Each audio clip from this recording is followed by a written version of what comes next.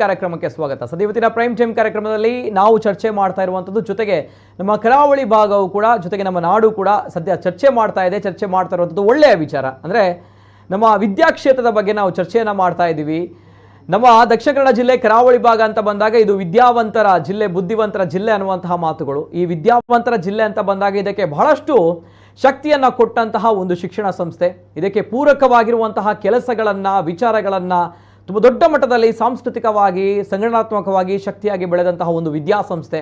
ಆ ವಿದ್ಯಾಸಂಸ್ಥೆ ಮತ್ತೊಂದು ಅತ್ಯದ್ಭುತವಾಗಿರುವಂತಹ ಸಾಂಸ್ಕೃತಿಕವಾಗಿರುವಂತಹ ರಾಷ್ಟ್ರೀಯ ಉತ್ಸವಕ್ಕೆ ಸಜ್ಜಾಗಿದೆ.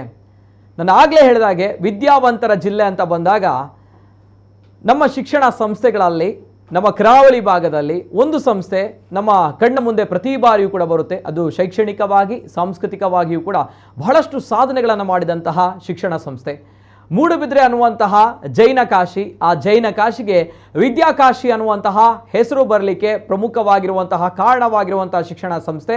ಜೊತೆಗೆ ಆ ಶಿಕ್ಷಣ ಸಂಸ್ಥೆಯ ವಿದ್ಯಾಗಿರಿಯ ಭಗೀರಥರಾಗಿರುವಂತಹ ಸಾಂಸ್ಕೃತಿಕ ರಾಯಭಾರಿ ಡಾಕ್ಟರ್ ಎಂ ಮೋಹನ್ ಆಳ್ವಾ ಅವರ ಆಳ್ವಾಸ್ ವಿರಾಸತ್ ಈ ಬಾರಿ 2024 ಬರೋಬ್ಬರಿ 30ನೇ ವರ್ಷದ ಆಳ್ವಾಸ್ ವಿರಾಸತ್ ಸಂಭ್ರಮ ನಡೀಲಿಕ್ಕಿದೆ. ಸೊ ಹಾಗಿದ್ದಾಗ ಈ ಬಾರಿ ಆಳ್ವಾಸ್ ವಿರಾಸತ್ 2024 ಯಾವ ರೀತಿ ಇರಲಿಕ್ಕಿದೆ, ಜೊತೆಗೆ ಬಹಳಷ್ಟು ವಿಶೇಷತೆಗಳನ್ನು ಒಳಗೊಂಡಿದೆ ಈ ಬಾರಿಯ ಆಳ್ವಾಸ್ ವಿರಾಸತ್. ಆಳ್ವಾಸ್ ವಿರಾಸತ್ ಅಂತ ಬಂದಾಗ ಹೇಳಿ ಕೇಳಿ ಗೊತ್ತಿದೆ, ಪ್ರತಿ ಬಾರಿಯೂ ಕೂಡ ವಿಭಿನ್ನವಾಗಿರುವಂತಹ ವಿಶೇಷವಾಗಿರುವಂತಹ ಸಾಂಸ್ಕೃತಿಕ ರಸದೌತಣಗಳು ಪ್ರತಿಯೊಬ್ಬರಿಗೂ ಕೂಡ ಕಾಣಲಿಕ್ಕೆ ಸಿಗುತ್ತೆ, ನೋಡಲಿಕ್ಕೆ ಸಿಗುತ್ತೆ, ಸವಿಲಿಕ್ಕೆ ಸಿಗುತ್ತೆ. ಇವೆಲ್ಲದರ ಜೊತೆಗೆ ಈ ಬಾರಿ 30ನೇ ವರ್ಷದ ಸಂಭ್ರಮ ಅಂತ ಬಂದಾಗ 100% ಆಗಿ ಬಹಳಷ್ಟು ಅತ್ಯದ್ಭುತವಾಗಿರುವಂತಹ ವಿಶೇಷತೆಗಳಿರುತ್ತೆ.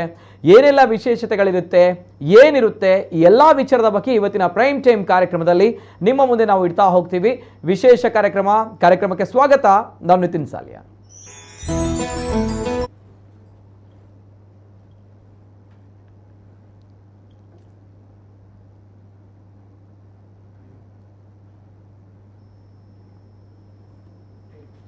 ಆಳ್ವಾಸ್ ವಿರಾಸತ್ 2024 ಈ ಬಾರಿ 30ನೇ ವರ್ಷದ ಸಂಭ್ರಮ ಅಂತ ಬಂದಾಗ ಮತ್ತಷ್ಟು ಹೊಸತನ, ಮತ್ತಷ್ಟು ವಿಭಿನ್ನತೆ, ಮತ್ತಷ್ಟು ವಿಶೇಷತೆಗಳಿಂದ ಈ ಬಾರಿಯ ಆಳ್ವಾಸ್ ವಿರಾಸತ್ 2024 ಕೂಡಿದೆ. ಹಾಗಿದ್ದಾಗ ಯಾವ ರೀತಿ ವಿಶೇಷ ಅಂತ ಬಂದಾಗ ನಾಳಿನಿಂದಲೇ ಆಳ್ವಾಸ್ ವಿರಾಸತ್ ಉದ್ಘಾಟನೆ ಆಗಲಿಕ್ಕಿದೆ. ನಾಳಿನ ದಿನ ಜೊತೆಗೆ ಇದು 5 ದಿನಗಳ ಕಾಲ ನಡೀತಾ ಇರುವಂತಹ ಒಂದು ಅತ್ಯದ್ಭುತವಾಗಿರುವಂತಹ ಒಂದು ರಾಷ್ಟ್ರೀಯ ಸಾಂಸ್ಕೃತಿಕ ಉತ್ಸವ. ಸೊ ಹಾಗಿದ್ದಾಗ ಡಾಕ್ಟರ್ ಎಂ ಮೋಹನ್ ಆಳ್ವಾ ಅವರು ಸಾಂಸ್ಕೃತಿಕ ರಾಯಭಾರಿ, ಅವರ ಯೋಚನೆಗಳು, ಅವರ ಆಲೋಚನೆಗಳು ಅತ್ಯದ್ಭುತವಾಗಿರುವಂಥದ್ದು. ಅಂದರೆ ನಮ್ಮ ಊಹೆಗೆ ನಿಲುಕದಂತಹ ಅತ್ಯದ್ಭುತವಾಗಿರುವಂತಹ ಒಂದು ಸಾಂಸ್ಕೃತಿಕ ರಾಯಭಾರಿಯಾಗಿ ಅವರು ಈ ಕ್ಷೇತ್ರದಲ್ಲಿ ತೆಗೆದುಕೊಂಡಿರುವಂತಹ ನಿರ್ಧಾರಗಳು, ಜೊತೆಗೆ ಅವರ ಆಲೋಚನೆಗಳು, ಎಲ್ಲ ವಿಚಾರ ಇವೆಲ್ಲದರ ಜೊತೆಗೆ ಯಾವ ರೀತಿ ಸಾಂಸ್ಕೃತಿಕ ರಾಯಭಾರಿಯವರು ಹುಟ್ಟು ಹಾಕಿದಂತಹ ಈ ಆಳ್ವಾಸ್ ವಿರಾಸತ್ ಈ ಬಾರಿ ಇರಲಿಕ್ಕಿದೆ, ಯಾವ ರೀತಿ ಸಿದ್ಧತೆಗಳು ನಡೀತಾ ಇದೆ, ಎಲ್ಲ ವಿಚಾರದ ಬಗ್ಗೆ ನಿಮ್ಮ ಮುಂದೆ ನಾವು ಇಡ್ತಾ ಹೋಗ್ತೀವಿ. ಜೊತೆಗೆ ನಮ್ಮ ಜೊತೆ ಇವತ್ತಿನ ಕಾರ್ಯಕ್ರಮದಲ್ಲಿ ನಮ್ಮ ಕುಳ್ಳ ವಾಹಿನಿಯ COO, ಅದರ ಜೊತೆಗೆ ನಮ್ಮ ಕರ್ನಾಟಕ ಯಕ್ಷಗಾನ ಅಕಾಡೆಮಿಯ ಸದಸ್ಯರು, ಜೊತೆಗೆ ನಮ್ಮ ಮಾರ್ಗದರ್ಶಕರು ಕದ್ರಿ ನವನೀತ ಶೆಟ್ಟಿ ಸರ್ ಇವತ್ತಿನ ಕಾರ್ಯಕ್ರಮದಲ್ಲಿ ನಮ್ಮ ಜೊತೆ ಇದ್ದಾರೆ. ಆತ್ಮೀಯವಾಗಿರುವಂಥ ಸ್ವಾಗತವನ್ನು ಮಾಡ್ತಾ ಇದ್ದೇನೆ. ಶ್ರೀಯುತ ಕದ್ರಿ ನವನೀತ ಶೆಟ್ಟಿ ಸರ್, ಸ್ವಾಗತ ಸರ್.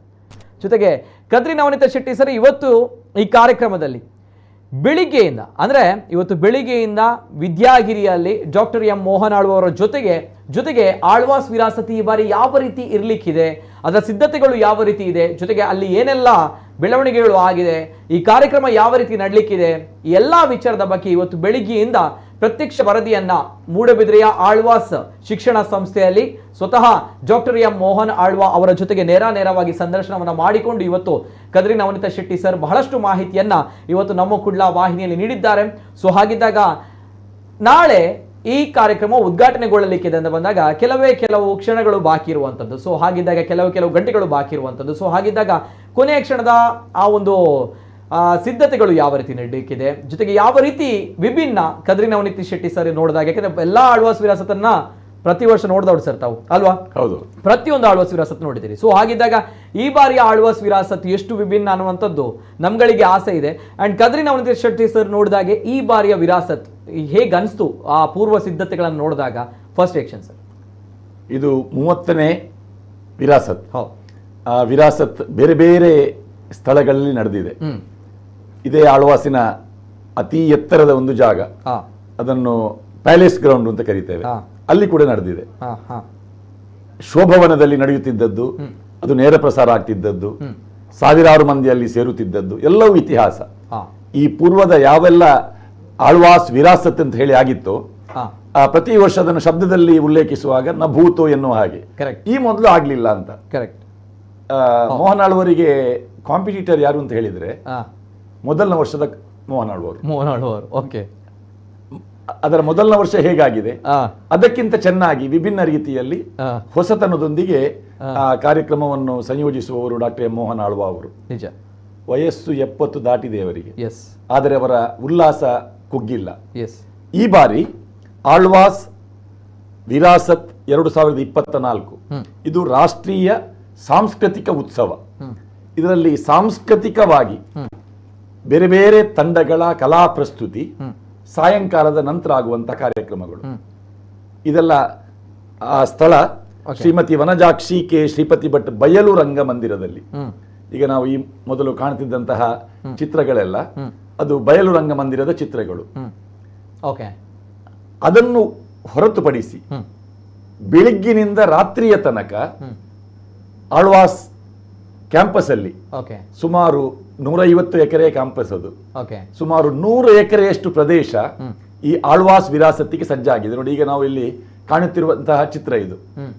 ಇಂತಹ ಪ್ರತಿಕೃತಿಗಳು ಆಳ್ವಾಸ್ ಪರಿಸರದಲ್ಲಿ ಎಲ್ಲಾ ಕಡೆ ತುಂಬಿದೆ.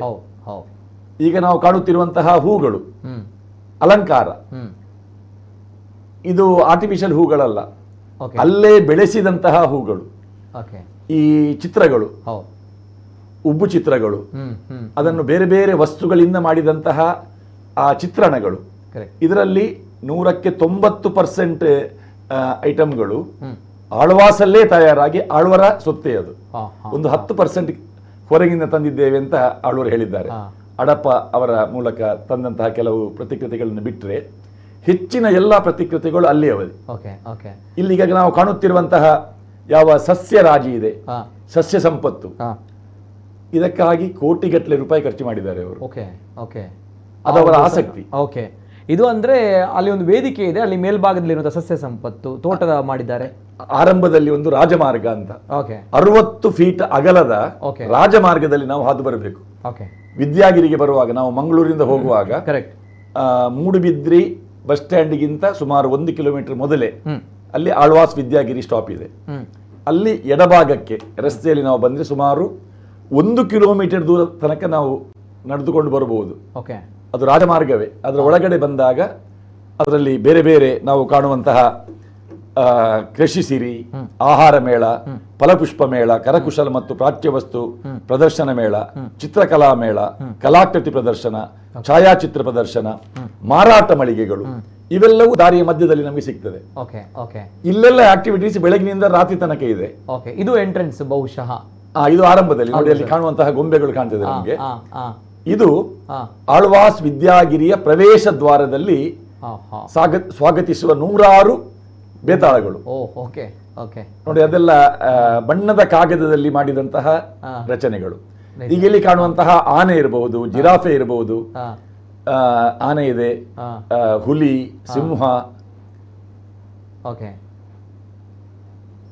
ಮಂಗ, ಮತ್ತೆ ಜಿಂಕೆಗಳು, ಮೃಗ ಪಕ್ಷಿಗಳ ಪ್ರತಿಕೃತಿ. ಅದು ಒಮ್ಮೆ ನೋಡುವಾಗ ಜೀವಂತ ಮೃಗಗಳೇ ಅಲ್ಲಿ ಬಂದ ಹಾಗೆ ಕಾಣ್ತದೆ. ಇದೆಲ್ಲವನ್ನು ಅಲ್ಲೇ ತಯಾರು ಮಾಡಿದೆ. ನೋಡಿ, ಜೀಬ್ರಾ ಇದೆ. ಇದೆಲ್ಲವೂ ಕೂಡ ಅವರು ಮಾಡಿದಂತಹ ತೋಟ ಅಲ್ವಾ ಸರ್? ನಿರ್ಮಾಣ ಅಲ್ಲೇ ಮಾಡಿದ್ದು, ಅಲ್ಲೇ ಬೆಳೆಸಿದ್ದು. ಮತ್ತೆ ನೋಡಿ, ಇಲ್ಲಿ ಸಾಲು ಮರದ ತಿಮ್ಮಕ್ಕ, ಸೂಲಗಿತ್ತಿ ಅವರು, ನರಸಮ್ಮ, ಹೀಗೆ ಬಹಳಷ್ಟು ಪದ್ಮಶ್ರೀ ಪ್ರಶಸ್ತಿ ವಿಜೇತರು ಅವರ ಪ್ರತಿಕೃತಿಗಳನ್ನು ರಚಿಸಿದ್ದಾರೆ. ನೋಡಿ, ಇಲ್ಲಿ ಈ ಚಿತ್ರ ಹೊಂದಿದ್ರೆ ಒಂದು ನಿಮಿಷ ಸ್ಟಿಲ್ ಮಾಡಿ ನೋಡಿ. ಅದು ಕೋಟಿ ಇದು ಈಗ ದೇವಿ ರಕ್ಕಸ ಸಂಹಾರಕ್ಕೆ ಹೊರಟು ನಿಂತಹ ದೇವಿಯ ಚಿತ್ರಣ. ಈ ಮೂರ್ತಿಯ ಸುತ್ತ ಅಲ್ಲಿ ಇಟ್ಟಂತಹ ಕುಂಡಗಳಲ್ಲಿ ಇಟ್ಟಂತಹ ಆ ಪುಷ್ಪಗಳು, ಒಂದು ಮೂರ್ತಿ ಒಂದು ಇದ್ದ ಹಾಗೆ ಇನ್ನೊಂದು ಮೂರ್ತಿ ಇಲ್ಲ, ಬೇರೆ ಅದು. ಅದೇ ರೀತಿಯಲ್ಲಿ ವಿನ್ಯಾಸ ಮಾಡಿದಂತಹ ಆ ಕುಂಡಗಳು ಅದು ಕೂಡ ಬೇರೆ ಬೇರೆ ಜಾತಿಯ ಹೂಗಳು, ಅದು ಬಣ್ಣದ ಅದು ನಮ್ಮ ಊರಲ್ಲಿ ಸಿಗುವ ಕಾಣಲಿಕ್ಕೆ ಸಿಗದ ವಸ್ತುಗಳು ಕೂಡ ಅದರಲ್ಲಿ ಇದೆ. ಬಹಳ ಕಾಸ್ಟ್ಲಿ ಗಿಡಗಳು ಕೂಡ ಅದರಲ್ಲಿ ಕಾಣ್ತವೆ ನಮಗೆ. ಆ ಗಿಡಗಳು ನೋಡಿ, ಈಗ ಕೋಟಿ ಚೆನ್ನೈಯರ ಇಂಥದ್ದು ಒಂದು ಮರದಲ್ಲೇ ಮಾಡಿದಂತಹ ವಿಗ್ರಹ ಕೂಡ ಇದೆ, ಮರದಲ್ಲೇ ಮಾಡಿದ್ದು. ಸಾಮಾನ್ಯವಾಗಿ ಗರಡಿಗಳಲ್ಲಿ ಆರಾಧನೆ ಮಾಡಲಿಕ್ಕೆ ಉಪಯೋಗ ಮಾಡುವ ಆ ಸ್ವರೂಪದ ಬಿಂಬಗಳನ್ನು ಶಾಶ್ವತ ಸ್ವರೂಪದಲ್ಲಿ ಎಷ್ಟೋ ವರ್ಷಗಳ ಬಾಳಿಕೆ ಬರುವಂತಹ ಬಿಂಬಗಳನ್ನೆಲ್ಲ ರಚನೆ ಮಾಡಿ ಇಟ್ಟಿದ್ದಾರೆ. ಇದು ಇಡೀ ಅಂಗಣದಲ್ಲಿ ಸುಮಾರು 100 ಎಕರೆ ಜಾಗದಲ್ಲಿ ಬೇರೆ ಬೇರೆ ಕಡೆಗಳಲ್ಲಿ ಆ ಮಧ್ಯದಲ್ಲಿ ಎಲ್ಲ ಸಸ್ಯ ಸಂಪತ್ತು. ಆ ಕೃಷಿ ಮೇಳ ಅಂತ ಹೇಳಿದ್ರೆ ಇದೆ, ಅದು ಕೃಷಿಗೆ ಸಂಬಂಧಪಟ್ಟದ್ದು, ತೋಟಗಾರಿಕೆಗೆ ಸಂಬಂಧಪಟ್ಟ ವಿಚಾರಗಳು. ನೋಡಿ, ಇದು ಕರ್ನಾಟಕ ಮಾತೆಯ ಒಂದು ಚಿತ್ರಣ ನೋಡಿ, ಅದಕ್ಕೆ ಗಮನ ಕೊಟ್ಟಿದ್ದಾರೆ ಅವರು. ಮೋಹನ್ ಆಳ್ವ ಅವರಿಗೆ ಒಂದು ನುಡಿಸಿರಿಯಂತಹ ಕಾರ್ಯಕ್ರಮ ಮಾಡಲಿಕ್ಕೆ ಸ್ಫೂರ್ತಿಯಾದದ್ದು ಮೂಡುಬಿದ್ರಿಯಲ್ಲಿ ನಡೆದಿದ್ದಂತಹ ಕನ್ನಡ ಸಾಹಿತ್ಯ ಸಮ್ಮೇಳನ. ಆ ಸಾಹಿತ್ಯ ಸಮ್ಮೇಳನ ಅವರ ಅಧ್ಯಕ್ಷತೆಯಲ್ಲಿ ಆಗಿತ್ತು. ಅದರ ಜವಾಬ್ದಾರಿ ಇತ್ತು ಅವರಿಗೆ. ಅವರಾಗ ತಾಲೂಕು ಅಧ್ಯಕ್ಷರು, ಮೂಡುಬಿದ್ರಿ ತಾಲೂಕಿನ ಕನ್ನಡ ಸಾಹಿತ್ಯ ಪರಿಷತ್ತಿನ ಅಧ್ಯಕ್ಷರಾಗಿದ್ದರು. ಹೊಣೆಗಾರಿಕೆಯನ್ನು ಅವರು ವಹಿಸಿದ್ರು. ಆ ಸಂದರ್ಭದಲ್ಲಿ ಅವರು ಒಂದು ಸಮಯ ಪರಿಪಾಲನೆಗೆ ಅವರು ಅಧ್ಯಕ್ಷರನ್ನು ಕೂಡ ಕಾಯಲಿಲ್ಲ ಧ್ವಜಾರೋಹಣಕ್ಕೆ. ಆ ಸಮಯಕ್ಕೆ ಸರಿಯಾಗಿ ಆರಂಭ ಮಾಡಿಬಿಟ್ರು. ಮುಂದೆ ಇಂತಹ ಸಮ್ಮೇಳನವನ್ನು ನಾನೇ ಸ್ವತಃ ಮಾಡಬಹುದು, ಅದಕ್ಕೊಂದು ಪ್ರೇರಣೆಯನ್ನು ಪಡೆದದ್ದು ಆ ಸಮ್ಮೇಳನ. ಮುಂದಿನದ್ದೆಲ್ಲ ಇತಿಹಾಸ ನೋಡಿ. ಅಲ್ಲಿ ಒಂದ್ ಕಡೆ ಸರ್ ಅವರ ತಾವು ಹೇಳಿದಾಗ ಒಂದು ಸಮಯ ಪ್ರಜ್ಞೆ ಮತ್ತು ಒಂದು ಶಿಸ್ತು ಪ್ರತಿ ಬಾರಿ. ಈ ಆಮಂತ್ರಣ ಪತ್ರಿಕೆಯಲ್ಲಿ ಕೂಡ ಹಾಗೆ. ಅಲ್ಲಿ ಅವರ ಈಗ ಉದ್ಘಾಟನೆ ನಾಳೆ ಆದಿತ್ಯವಾರ, ಮಂಗಳವಾರ ಸಂಜೆ 5:30ರಿಂದ 6:30. ಅದು 1 ಗಂಟೆ. ಪೂಜ್ಯ ಕಾವಂದರ ಉದ್ಘಾಟನೆ ಮಾಡುವುದು ಕಾವಂದರು, ಧರ್ಮಸ್ಥಳದ ಧರ್ಮಾಧಿಕಾರಿಗಳು. ಅಧ್ಯಕ್ಷತೆ ನಾಡೋಜ ಜಿ ಶಂಕರ್. ಅತಿಥಿಗಳು ತುಂಬಾ ಜನ ಇದ್ದಾರೆ. ಆದ್ರೆ ಇಡೀ ಕಾರ್ಯಕ್ರಮ 1 ಗಂಟೆ ಮಾತ್ರ. ಮತ್ತೆ 6:35ಕ್ಕೆ 6:30ಕ್ಕೆ ಈ ಕಾರ್ಯಕ್ರಮ ಮುಗಿದ್ರೆ 6:35ರಿಂದ 8:30 ತನಕ ಭವ್ಯ ಸಾಂಸ್ಕೃತಿಕ ಮೆರವಣಿಗೆ. 6:35ರಿಂದ 8:30 ಬರೇ 2 ಗಂಟೆಯ ಮೆರವಣಿಗೆಗೆ. ಅದು ಮೆರವಣಿಗೆ ಮಾತ್ರ ಅತ್ಯದ್ಭುತವಾಗಿರುತ್ತೆ ಅವರು ಮಾಡುವಂತಹ ಒಂದು ಮೆರವಣಿಗೆ. ಆ ಮೆರವಣಿಗೆಯ ವಿಶೇಷತೆ ಏನು ಅಂತ ಹೇಳಿದ್ರೆ, ಆ ಮೆರವಣಿಗೆಯಲ್ಲಿ ಭಾಗವಹಿಸುವ ತಂಡಗಳ ಪ್ರಸ್ತುತಿಯನ್ನು ಬರೇ 2 ಗಂಟೆ ಅಲ್ಲ, ಅದನ್ನು ಒಟ್ಟು ಲೆಕ್ಕ ಮಾಡಿದ್ರೆ ಸಾಧಾರಣ 3 ದಿವಸ ಕೊಡುವಷ್ಟು ಕಾರ್ಯಕ್ರಮ ಆ ತಂಡಗಳಿಂದ ಕೊಡ್ಲಿಕ್ಕೆ ಸಾಧ್ಯ ಇದೆ. 100%. ಅಷ್ಟು ಕಾರ್ಯಕ್ರಮಗಳನ್ನು 2 ಗಂಟೆಗೆ ಕಂಡೆನ್ಸ್ ಮಾಡಿ ಕೊಡ್ತಾರೆ ಅವರು. ಈಗ ಮೊದಲೇನು ಮಾಡ್ತಿದ್ದಾರೆ ಅಂದ್ರೆ, ಈ ಎಲ್ಲ ತಂಡಗಳ ಪ್ರಸ್ತುತಿಯನ್ನು ಬೇರೆ ಬೇರೆ ಕಡೆಗೆ ಬಿಡಿ ಬಿಡಿಯಾಗಿ ಕೊಡ್ತಾ ಇದ್ರು. ಇದು ಹಾಗಲ್ಲ, ಕೇವಲ ಆ ತಂಡಗಳಿಗೆ ವೇದಿಕೆಯ ಮುಂದಿನಿಂದ ಒಂದು ಪಾಸ್ ಆಗುವಷ್ಟು ಮಾತ್ರ ಅವಕಾಶ. ಒಂದೊಂದು ತಂಡದ ಈಗ 2 ಗಂಟೆಯ ಒಳಗೆ 100ಕ್ಕೂ ಹೆಚ್ಚಿನ ತಂಡದ ಪ್ರಸ್ತುತಿಯನ್ನು ನೋಡಬೇಕು. ಹಾಗೆ ಗೊತ್ತಾಗ್ತದೆ ನಮಗೆ ಒಂದು ತಂಡಕ್ಕೆ ಎಷ್ಟು ಅವಧಿ. ಆ ತಂಡಗಳು ಕೇವಲ ನಮ್ಮ ಜಿಲ್ಲೆಯ ತಂಡಗಳಲ್ಲ, ಹೊರ ಜಿಲ್ಲೆ ಹೊರ ರಾಜ್ಯಗಳ ತಂಡಗಳು, ದೂರ ದೂರದಿಂದ ಬಂದ ತಂಡಗಳು ಎಲ್ಲವೂ ಸೇರಿದ್ರೆ ಸುಮಾರು 3,000 ಕಲಾವಿದರು. 3,000 ಕಲಾವಿದರು ಆ ಮೆರವಣಿಗೆಯಲ್ಲಿ ಪಾಲ್ಗೊಳ್ತಾರೆ. ಆಳ್ವರು ಸ್ವತಃ ಕಲಾವಿದರು. ಯಾವ ಕಲೆಗೆ, ಕಲಾವಿದರಿಗೆ ಯಾವ ರೀತಿಯ ಗೌರವ ಕೊಡಬೇಕು ಅದರ ಬಗ್ಗೆ ಪೂರ್ಣ ಮಾಹಿತಿ ಇರುವವರು. ಸತ್ಯ. ಈ ಮೆರವಣಿಗೆಗೆ ಅವರು ಭವ್ಯ ಸಾಂಸ್ಕೃತಿಕ ಮೆರವಣಿಗೆ, ಇದು ಒಂದು ಭಾಗ. ಅದಾದ ನಂತರ ಆಳ್ವಾಸ್ ವಿರಾಸತ್ತಿನ ಸಾಂಸ್ಕೃತಿಕ ರಥ ಸಂಚಲನ. ನೋಡಿ, ಇಲ್ಲೆಲ್ಲ ಈ ಪತ್ರಿಕೆಗಳು ಇದೆಲ್ಲ ಇದ್ರೂ ಕೂಡ ಅಲ್ಲಿ ವನಜಾಕ್ಷಿ ಶ್ರೀಪತಿ ಭಟ್ ಬಯಲು ರಂಗಮಂದಿರದಲ್ಲಿ ಅಲ್ಲಿ ರಥಗಳು ಕಾಣ್ತೇವೆ ನಮಗೆ. ನೋಡಿ, ಇದೆಲ್ಲ ಜ್ಞಾನಪೀಠ ಪ್ರಶಸ್ತಿ ಪಡೆದಂತಹ ನಮ್ಮ ಕರ್ನಾಟಕದ ಕವಿಗಳು, ಮಹಾ ಸಾಧಕರ ಚಿತ್ರಣವನ್ನು ನಾವು ಕಾಣ್ತೇವೆ. ಇದನ್ನು ನೋಡುವಾಗ ಒಂದು ಸಾಹಿತ್ಯದ ನೆನಪಾಗಬೇಕು. ನುಡಿಸಿರಿಯನ್ನು ಅನೇಕ ವರ್ಷಗಳ ಕಾಲ ಅತ್ಯದ್ಭುತವಾಗಿ ನಡೆಸಿದಂತಹ ಮೋಹನ್ ಆಳ್ವರ ಆ ಒಂದು ಸಾಹಿತ್ಯ ಪ್ರೇಮ ನೋಡಿ, ಜ್ಞಾನಪೀಠ ಪ್ರಶಸ್ತಿ ವಿಜೇತರ ಆ ಪುತ್ಥಳಿಗಳ ಅನಾವರಣದೊಂದಿಗೆ ಅದು ಸಾಕಾರಗೊಳ್ತದೆ. ನೆನಪಾಗಬೇಕು ಅಂತ ಹೇಳುದು. ಇದೆಲ್ಲವೂ ಕೂಡ ನಾವು ಮೂರ್ತಿ ನೋಡ್ಬೇಕು ಅಂದ್ರೆ ಈ ಮೂರ್ತಿಗಳ ನೋಡ ಇಲ್ಲಿ ಅಂದ್ರೆ ಆಳುವ ಸಂದ ಒಂದು ದೊಡ್ಡ ಒಂದು ಸಾಮ್ರಾಜ್ಯ. ಸೊ ಹಾಗಿದ್ದಾಗ ನಾವು ಎಲ್ಲಿ ಹೋಗ್ಬೇಕು ಈ ಮೂರ್ತಿಗಳನ್ನ ನೋಡ್ಬೇಕು? ಇದೆಲ್ಲ ಕಥೆಗಳು ಆಹಾರ ಮಳಿಗೆ ಅದರ ಹಿಂಭಾಗದಲ್ಲಿದೆ. ಅಲ್ಲಿ ಸ್ಪೋರ್ಟ್ಸ್ ಕಾಂಪ್ಲೆಕ್ಸ್ ಎಲ್ಲ ಇದೆ. ಆ ಪ್ರದೇಶದಲ್ಲಿ ಅದನ್ನಿಟ್ಟಿದ್ದಾರೆ ಓಕೆ ಓಕೆ ಓಕೆ ಆಹಾರ ಮಳಿಗೆಗಳ ಪಕ್ಕದಲ್ಲಿ.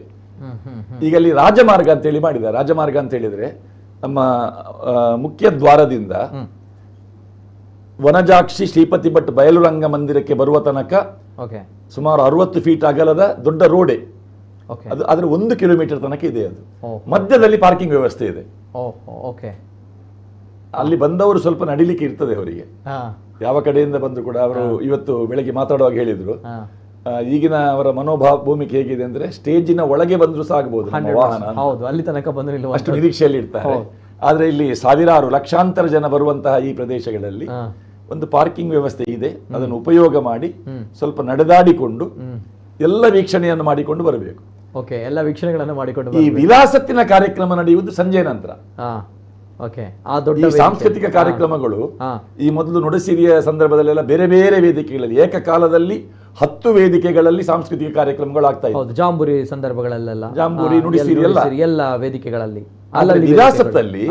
ವಿರಾಸತ್ನ ಕಾರ್ಯಕ್ರಮ ಇರುವುದೇ ಸಂಜೆ ನಂತರ. ಅಂದ್ರೆ ಬೇರೆ ಕಾರ್ಯಕ್ರಮಗಳಿಲ್ಲ, ಸಾಂಸ್ಕೃತಿಕ ಕಾರ್ಯಕ್ರಮಗಳು ಇರುವುದೇ ಸಂಜೆಯ ಮೇಲೆ.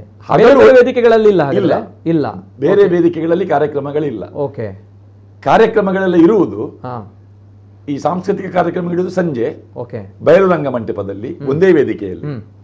ಉಳಿದದ್ದು ಇದೆ ಆಹಾರ ಮೇಳ, ಕೃಷಿ ಮೇಳ, ಛಾಯಾಚಿತ್ರ ಪ್ರದರ್ಶನ, ಎಕ್ಸಿಬಿಷನ್ಗಳು, ಮತ್ತೆ ಪೇಂಟಿಂಗ್, ಕೊಂಡುಕೊಳ್ಳುವುದಕ್ಕೆ ಬೇಕಾದಷ್ಟು ಮಳಿಗೆಗಳಿದೆ. ಬೇರೆ ಬೇರೆ ರಾಜ್ಯಗಳ ಕರಕುಶಲ ಕರ್ಮಿಗಳು ಬಂದಿದ್ದಾರೆ, ಅವರ ಸ್ಟಾಲ್ಗಳಿವೆ. ಅದರಿಂದ ಒಂದು ದೊಡ್ಡ ಮಾರಾಟ ಮಳಿಗೆ, ಅದನ್ನು ಹೋಗುವ ಅನುಭವ ನಮಗೆ ಆಗ್ತದೆ. ನೋಡಿ, ಈಗ ಬೋರ್ದ ಗಾಡಿ ಅಂತ ಹೇಳುದು ನಾವು, ಎತ್ತಿನ ಗಾಡಿ, ಎತ್ತಿನ ಬಂಡಿ, ಎತ್ತಿನ ಬಂಡಿಯ ಪ್ರತಿಕೃತಿಯನ್ನು ಮಾಡಿಟ್ಟಿದ್ದಾರೆ ಅಲ್ಲಿ. ಇಂತಹ ಮೂರ್ತಿಗಳು ನೂರಾರು ಅಲ್ವಾ? ಹೌದು, ನಾನು ನೋಡ್ತಾ ಇದ್ದೆ. ತಾವು ಪ್ರತ್ಯಕ್ಷವಾಗಿ ಆಳ್ವಾಸ್ನಿಂದ ವರದಿ ಮಾಡಿದಾಗ ಬೆಳಿಗ್ಗೆಯಿಂದ ಬಹಳಷ್ಟು ಮೂರ್ತಿಗಳು, ಬಹಳಷ್ಟು ಅಲ್ಲಿ ಏನು ವಿಧ ವಿಧವಾಗಿರುವಂತಹ ಆಕೃತಿಗಳು ಎಲ್ಲವೂ ಕೂಡ ಇತ್ತು. ಜೊತೆಗೆ ಸುಂದರವಾಗಿರುವಂತಹ ತೋಟ, ಜೊತೆಗೆ ಪ್ರತಿಯೊಂದನ್ನು ನಾವು ನೋಡಿದಾಗ ಅಂದರೆ ಬೇರೆ ಒಂದು ಲೋಕಕ್ಕೆ ಹೋದಂಥ ಒಂದು ಅನುಭವ. ಅಂದರೆ ಮೋಹನ್ ಆಳ್ವರು ಆ ಒಂದು ಚಿಂತನೆಗಳು, ಆ ದೂರದೃಷ್ಟಿಗಳನ್ನು ನಾವು ಮೆಚ್ಚಬೇಕಾಗುತ್ತೆ. ಅಂದರೆ ಈ ರೀತಿ ಮಾಡ್ಬೋದು, ಈ ರೀತಿ ಮಾಡಬೇಕು. ಯಾಕಂದರೆ ಒಂದು ಕಾನ್ಸೆಪ್ಟ್ ಅಥವಾ ಒಂದು ಈ ರೀತಿಯ ಒಂದು ಸಾಂಸ್ಕೃತಿಕ ಉತ್ಸವ ಮಾಡ್ತೀವಿ ಅಂತ ಬಂದಾಗ ನಾ ಭೂತೋ ಅನ್ನುವಂಥ ಮಾತು ಈಗಾಗಲೇ ಹೇಳಿದ್ರಿ. ಸೊ ಅಂತ ಒಂದು ನಾ ಭೂತೋ ನಾ ಭವಿಷ್ಯತ್ ಅನ್ನುವಂಥ 2.5 ದಶಕಗಳ ಮೊದಲೇ ಶೋಭವನ, ಮಿಜಾರಿನ ಶೋಭವನ ಅದನ್ನು ರಚಿಸಿದವರು ಅವರ ಪತ್ನಿಯ ಹೆಸರಲ್ಲಿ ಆ ವನವನ್ನು ನಿರ್ಮಾಣ ಮಾಡಿದಾಗ ಅದರಲ್ಲಿ ನಕ್ಷತ್ರವನ, ಸಪ್ತಋಷಿವನ, ಹೀಗೆ ಬೇರೆ ಬೇರೆ ಹೆಸರು ಕೊಟ್ಟು ಆ ಸಸ್ಯ ಸಂಪತ್ತಿನ ಒಂದು ವಿಶೇಷತೆಯನ್ನು 2.5 ದಶಕಗಳ ಮೊದಲೇ ಅವರು ತೋರಿಸಿಕೊಟ್ಟವರು. ಅವರ ಸಸ್ಯದ ಮೇಲಿದ್ದ ಅವರ ಆ ಪ್ರೀತಿ ನಾವು ಆಗ ಅವರು ಒಂದು ಮಾತುಕತೆಯಲ್ಲಿ ಉಲ್ಲೇಖ ಮಾಡಿದ್ರು. ಸುಮಾರು 25 ವರ್ಷಗಳ ಮೊದಲು ನಮ್ಮ ಕುಡ್ಲದ ಐತಾರ ಕಾರ್ಯಕ್ರಮಕ್ಕಾಗಿ ನಾವು ಶೋಭವನದ ಬಗ್ಗೆ ಅವರಲ್ಲಿ ಮಾತುಕತೆ ಆಡ್ಲಿಕ್ಕೆ ಹೋಗಿದ್ದೇವೆ. ಆಗ ತುಳಸಿ ಗಿಡಗಳೆಲ್ಲ ಇತ್ತು, ಅಲ್ಲಿ ಒಂದು ತುಳಸಿ ವನ ಅಂತ ಇತ್ತು. ಆಗ ಅವರು ಒಂದು 10-20 ವೈವಿಧ್ಯತೆ ತುಳಸಿಯಲ್ಲಿ ಇದೆ ಎನ್ನುವುದನ್ನು ಒಂದೊಂದು ಹೆಸರಿಟ್ಟು ಹೇಳಿದ್ರು ಅವರು. ಅದರಲ್ಲಿ ಶ್ರೀ ತುಳಸಿ ಅಂದ್ರೆ ಏನು, ಕೃಷ್ಣ ತುಳಸಿ ಅಂದ್ರೆ ಏನು, ಹೀಗೆ ಬೇರೆ ಬೇರೆ ತುಳಸಿಯ ಪ್ರಾಕಾರಗಳೇ. ಕಾಮಕಸ್ತೂರಿ ಕೂಡ ತುಳಸಿಯ ಒಂದು ಪ್ರಭೇದ ಆಗ್ತದೆ. ಈ ಪಟ್ಟಿಯನ್ನು ಹೇಳ್ತಾ ಇವತ್ತು ಹೇಳಿದ್ರು ವಿದೇಶದ ಒಂದು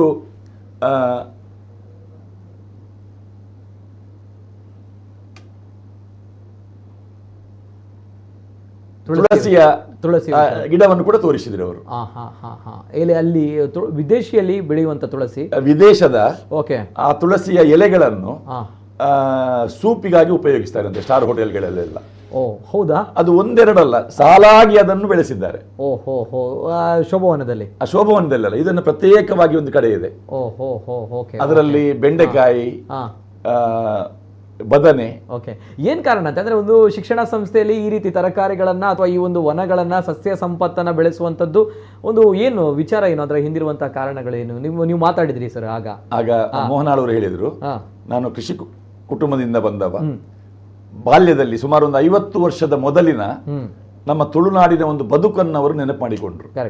ಅವರದೇ ಮಿಜಾರು ಗುತ್ತಿನ ಆ ದಿನಗಳು, ಸಾವಿರಾರು ಮುಡಿ ಅಕ್ಕಿಯ ಮೂಟೆಗಳು ಅವರ ಮನೆ ಅಂಗಳದಲ್ಲಿ ಇದ್ದ ನೆನಪು. ಪ್ರಸ್ತುತ ಈಗ ನಾವು ಅಕ್ಕಿಯನ್ನು ಅಂಗಡಿಯಿಂದ ತರುವಂತಹ ಸ್ಥಿತಿ ಬಂದಿದೆ ಎನ್ನುವಂತಹ ಒಂದು ಬೇಸರ. ಅದರ ಜೊತೆಯಲ್ಲಿ ಈ ಗೊಂಡೆ ಹೂವಿನ ಬಗ್ಗೆ ಅವರು ಹೇಳಿದ್ರು. ಅಲ್ಲಿ ಸಾಲು ಸಾಲಾಗಿರುವ ಗೊಂಡೆ ಹೂಗಳನ್ನು ತೋರಿಸ್ತಾ, ಇದೇ ಗೊಂಡೆ ಹೂಗಳನ್ನು ನಾನು ನನ್ನ ಅಂಗಳದಲ್ಲಿ ನಾನು ಕಂಡವ, ನಾವು ಆ ಗೊಂಡೆ ಹೂವನ್ನು ತೆಗೆದು ಅದನ್ನು ಮಾಲೆ ಕಟ್ಟಿ ದೀಪಾವಳಿಯ ಸಂದರ್ಭದಲ್ಲಿ ಗೋಪೂಜೆ ಮಾಡುವಾಗ ನಮ್ಮ ಜಾನುವಾರುಗಳಿಗೆ ನಾವು ಹಾಕ್ತಿದ್ದೆವು. ಮತ್ತೆಲ್ಲ ಈ ಗೊಂಡೆ ಹೂವನ್ನು ಅಂಗಡಿಯಿಂದ ತರುವಂತಹ ವ್ಯವಸ್ಥೆ. ಆ ಗೊಂಡೆ ಹೂವಿನ ಮಾದರಿಗಳಲ್ಲಿ ಈಗ ನಾವು ಅಲ್ಲಿ ಬೆಳೆಸಿದಂತಹ ಗೊಂಡೆ ಹೂಗಳು ಅದು ಹೊರಗಿನಿಂದ ಬಂದು ತರಿಸಿ ಬೆಳೆಸಿದಂತಹ ಒಳ್ಳೆಯ ಜಾತಿಯ ಗೊಂಡೆ ಹೂಗಳು. ಅದನ್ನು ಯಾವ ರೀತಿಯಾಗಿ ಬೆಳೆಸಬಹುದು ಎನ್ನುವುದನ್ನು ಕೂಡ ಅವರು ಅಲ್ಲೇ ಬೆಳೆಸಿದ್ದು. ನೋಡಿ, ಈಗ ಇದು ಇಂಥ ಆನೆ, ಕುದುರೆ, ಒಂಟೆ ಇದೆಲ್ಲ ಪ್ರತಿಕೃತಿಗಳು. ಇದರ ಮಾದರಿ ಅವರಲ್ಲಿ ಇದೆ. ಕೇವಲ ಒಂದು ಈ ಕಾರ್ಯಕ್ರಮಕ್ಕೋಸ್ಕರ ಎಲ್ಲಿಂದಲೂ ತಂದು ನಾವು ಆಮದು ಮಾಡಿಕೊಂಡು ಮಾಡಿರುವಂತಹ ಗೊಂಡೆ ಹೂಗಳಲ್ಲ. ಆದ್ರೆ ಇಲ್ಲಿ ನೋಡಿ, ಇಲ್ಲಿ ವಿಶೇಷ ಏನು ಅಂತ ಹೇಳಿದ್ರೆ, ಸಾವಿರಾರು ಗಿಡಗಳಿವೆ, ಗೊಂಡೆ ಹೂವಿನ ಗಿಡಗಳು, ಸೇವಂತಿಗೆ ಗಿಡಗಳಿದೆ. ಆದ್ರೆ ಅಲ್ಲಿ ನಾವೀಗ ಈ ಮೊದಲು ಕಂಡಂತಹ ಆನೆ ಇದೆ ಅಲ್ಲ, ಕುದುರೆ, ಈ ಕುದುರೆಯ ಪ್ರತಿಕೃತಿ ಇವರದ್ದು, ಆಳ್ವಾರದೆ. ಅದನ್ನು ಸ್ಥಳೀಯ ಕಲಾವಿದರು ಅದನ್ನು ಹೂಗಳನ್ನೆಲ್ಲ ಅಂಟಿಸಿ ಆ ರೀತಿಯಾಗಿ ಇಂತಹ ಅನೇಕ ಗೊಂಬೆಗಳಿವೆ ಅಲ್ಲಿ. ಇದು ಒರಿಜಿನಲ್ ಹೂ. ಎಷ್ಟು ಅಂದ್ರೆ ಈ ಹೂಗಳು ಸರ್, ಅಂದ್ರೆ 6 ದಿನಗಳ ಕಾಲ ನಡೀತಾ ಇದೆ ಅಂತ ಬಂದಾಗ ಆವಾಗ ಬಾಡಲ್ವಾ? ಹೇಗೆ ಇದು ಈ ಹೂ ಬಾಡುವುದಿಲ್ಲ. ಹೌದು. ಅದಕ್ಕೆ ನೋಡಿ, ಆ ಕೆಲಸ ಇವತ್ತಿನಿಂದಲೇ ಆರಂಭ ಆಗ್ತಾ ಇದೆ. ಕರೆಕ್ಟ್ ಕೊನೆಯ ಕ್ಷಣದಲ್ಲಿ ಅಲ್ವಾ? ಇನ್ನೊಂದು ವಿಶೇಷ ಅಂದ್ರೆ ಈ ಹೂಗಳು ಅವರ ಗಿಡದಲ್ಲಿ ಇದ್ದ ಹೂಗಳನ್ನು ಯಾವುದನ್ನು ಬಳಸಲಿಲ್ಲ ಅವರು. ಆ ಗಿಡದಲ್ಲಿರುವ ಹೂಗಳು ಹಾಗೇ ಇರಬೇಕು, ಕೀಳಲಿಲ್ಲ, ಅದನ್ನು ಕೀಳ್ಲಿಕ್ಕಿಲ್ಲ. ನಾನು ಅದೇ ಅನ್ಕೊಂಡೆ, ಒಂದು ಡೆಕೋರೇಷನ್ ಮಾಡುವಂತ ವಿಚಾರದಲ್ಲಿ ಅಲ್ಲಿರುವಂತ ಹೂಗಳೆಲ್ಲ ತೆಗೆದ್ರೆ ಏನ್ ಕತೆ ಅನ್ನುವಂಥದ್ದು, ಅಲ್ಲಿರುವಂತ ತೋಟದಲ್ಲಿರುವಂತ ಹೂಗಳು. ಸೊ ಹಾಗೆ ಮೋಹನಾಳವರು ಆ ಕಡೆ ಈ ಕಡೆ ಹೋಗುವಾಗ ಅವರು ಹೆಚ್ಚಾಗಿ ಹೋಗುವುದು ಆ ಹೂಗಳ ಬದಿಯಿಂದಲೇ. ಅವರ ವಿದ್ಯಾರ್ಥಿಗಳನ್ನು ಗಮನಿಸ್ತಾ ಇದ್ರು. ಅವರು ವಾಹನದಲ್ಲಿ ಹೋಗುವಾಗ ವಾಹನ ನಿಲ್ಲಿಸಿ, ನೀವು ನೋಡ್ಲಿಕ್ಕೆ ಮಾತ್ರ, ಅದನ್ನು ಯಾರು ಕೀಳಬಾರದು, ಅವರೇ ಎಚ್ಚರಿಕೆ ಕೊಡ್ತಾ ಇದ್ರು. ಬಹುಶಃ ಮಕ್ಕಳಿಗೂ ಕೂಡ ಒಂದು ಏನೋ ಹೇಳ್ತಾರೆ, ಇದು ಲಕ್ಕಿ ಅಂತ ಹೇಳ್ತೀವಿ ನಾವು. ಯಾಕಂದ್ರೆ ಇಂಥ ಒಂದು ಸಸ್ಯ ಸಂಪತ್ತನ್ನು ನಾವು ನೋಡಬೇಕು, ಇಂಥ ಒಂದು ಸಾಂಸ್ಕೃತಿಕವಾಗಿ ನಮ್ಮ ಬದುಕಿನ ಘಟ್ಟದಲ್ಲಿ ಅಂದ್ರೆ ನಾವುಗಳು ಕಲಿತಾ ಇರುವಂತಹ ಸಂದರ್ಭಗಳನ್ನು ನೋಡ್ಬೇಕು ಅಂತ ಬಂದು ಅದು ಕೂಡ ಒಂದು ಅದೃಷ್ಟ. ಎಲ್ಲ ಕಾಲೇಜ್ಗಳಲ್ಲಿ ಇರಲ್ಲ ಇಂಥ ಒಂದು ವಿದ್ಯೆಗಳು ಯಾವತ್ತೂ ಕೂಡ. ಆಳ್ವಾಸ್ ವಿದ್ಯಾಸಂಸ್ಥೆಯಲ್ಲಿ 22,000 ವಿದ್ಯಾರ್ಥಿಗಳು. 22,000. ಈಗ ಆ ವಿದ್ಯಾರ್ಥಿಗಳ ಪ್ಯಾರೆಂಟ್ಸ್ಗಳು ಇವರೆಲ್ಲ ಬಂದ್ರೆ ಸಾವಿರಾರು ಮಂದಿ ಈ ವಿರಾಸತ್ ಕಾರ್ಯಕ್ರಮದಲ್ಲಿ ಪಾಲ್ಗೊಳ್ತಾರೆ.